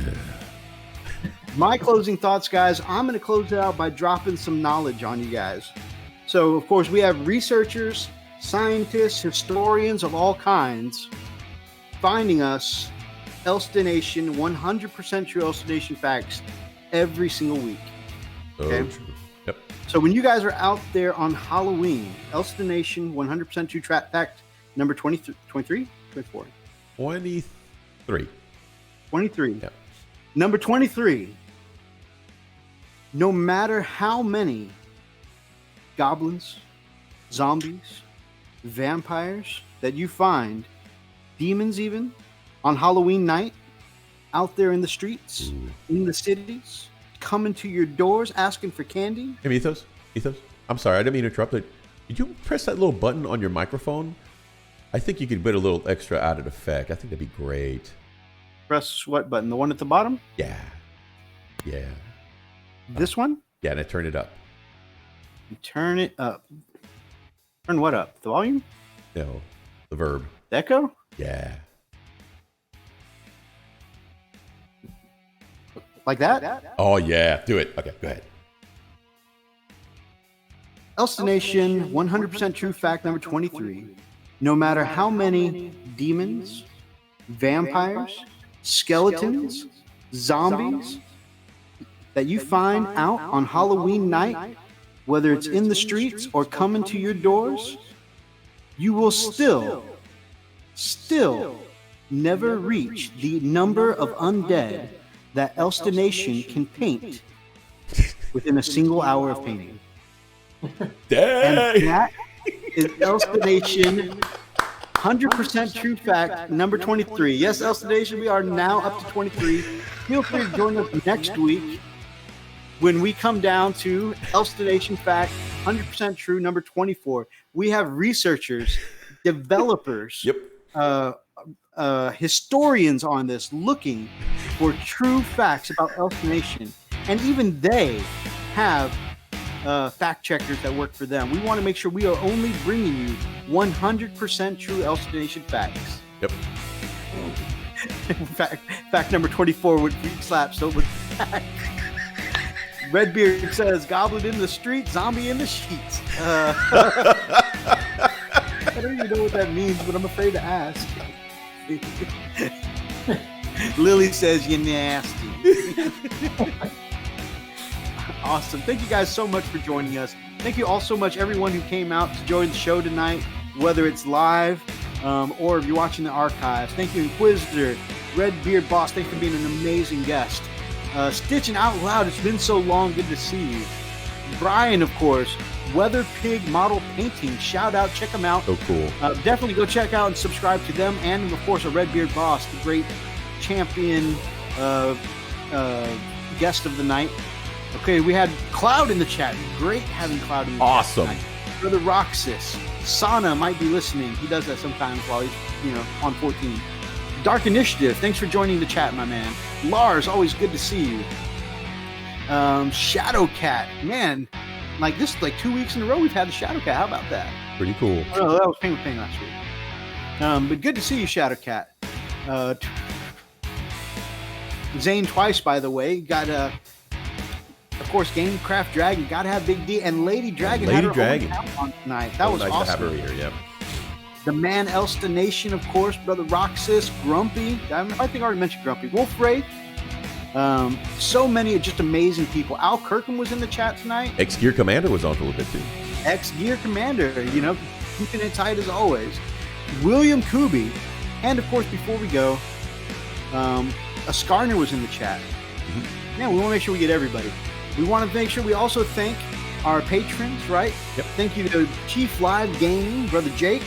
He is our Blood Claw level. Brother Roxas and Brother Zane, our Gray Hunters. The Big Man, our Smashed Captain for tonight, moderator in the chat. And a Wolf Guard Battle Leader. Woo. Our man Archer, keeping it locked down with his new Imperial Fisty Smash Captain Hammer. Dropping that bandana when he needs to. Great having you guys all on. Wolfray says, would never miss it if I can help it. It's worth staying up for. That's wow. Awesome. Thank you wow. so much. That's high praise. Epic. High praise. We're unworthy. Cloud says, good show, man. Have a good night. Good night, my brother. Good night, brother. Slap on, everyone, says Brian. And Redbeard rocks, especially get it out to those niche groups. I like Redbeard's idea, get out to the niche groups. Especially, good night, everyone. Think about my proposal, especially you, Freak, and Gamecraft Dragon crew. He's been still trying to the hub. It's all about the hub. Yeah. He's gonna be our Pornhub. He's a good salesman. He's got the goods, man. Why didn't I get mod? I was more responsible. Plus, Mark follows my orders anyway. Guys, have a wonderful night. If any of you like tonight's content, then grab up an axe and smash that like button in the name of the Emperor. Drop us some comments down below, especially if you're watching the archives. Feel free to be part of any of these crazy or zany conversations. And if you guys feel like it, drop on over our Patreon to see if any of those things there, anything that you're interested in, the things that we have to offer. Miniatures, paintbrush. Oh, he just snuck in. My brother. And if you guys are not subscribed to the Redbeard Boss, go hit that right now. And if you're not subscribed to this channel, then we would love to have you as part of the pack here on the Frost and Fist. Until next time, guys. Stay frosty.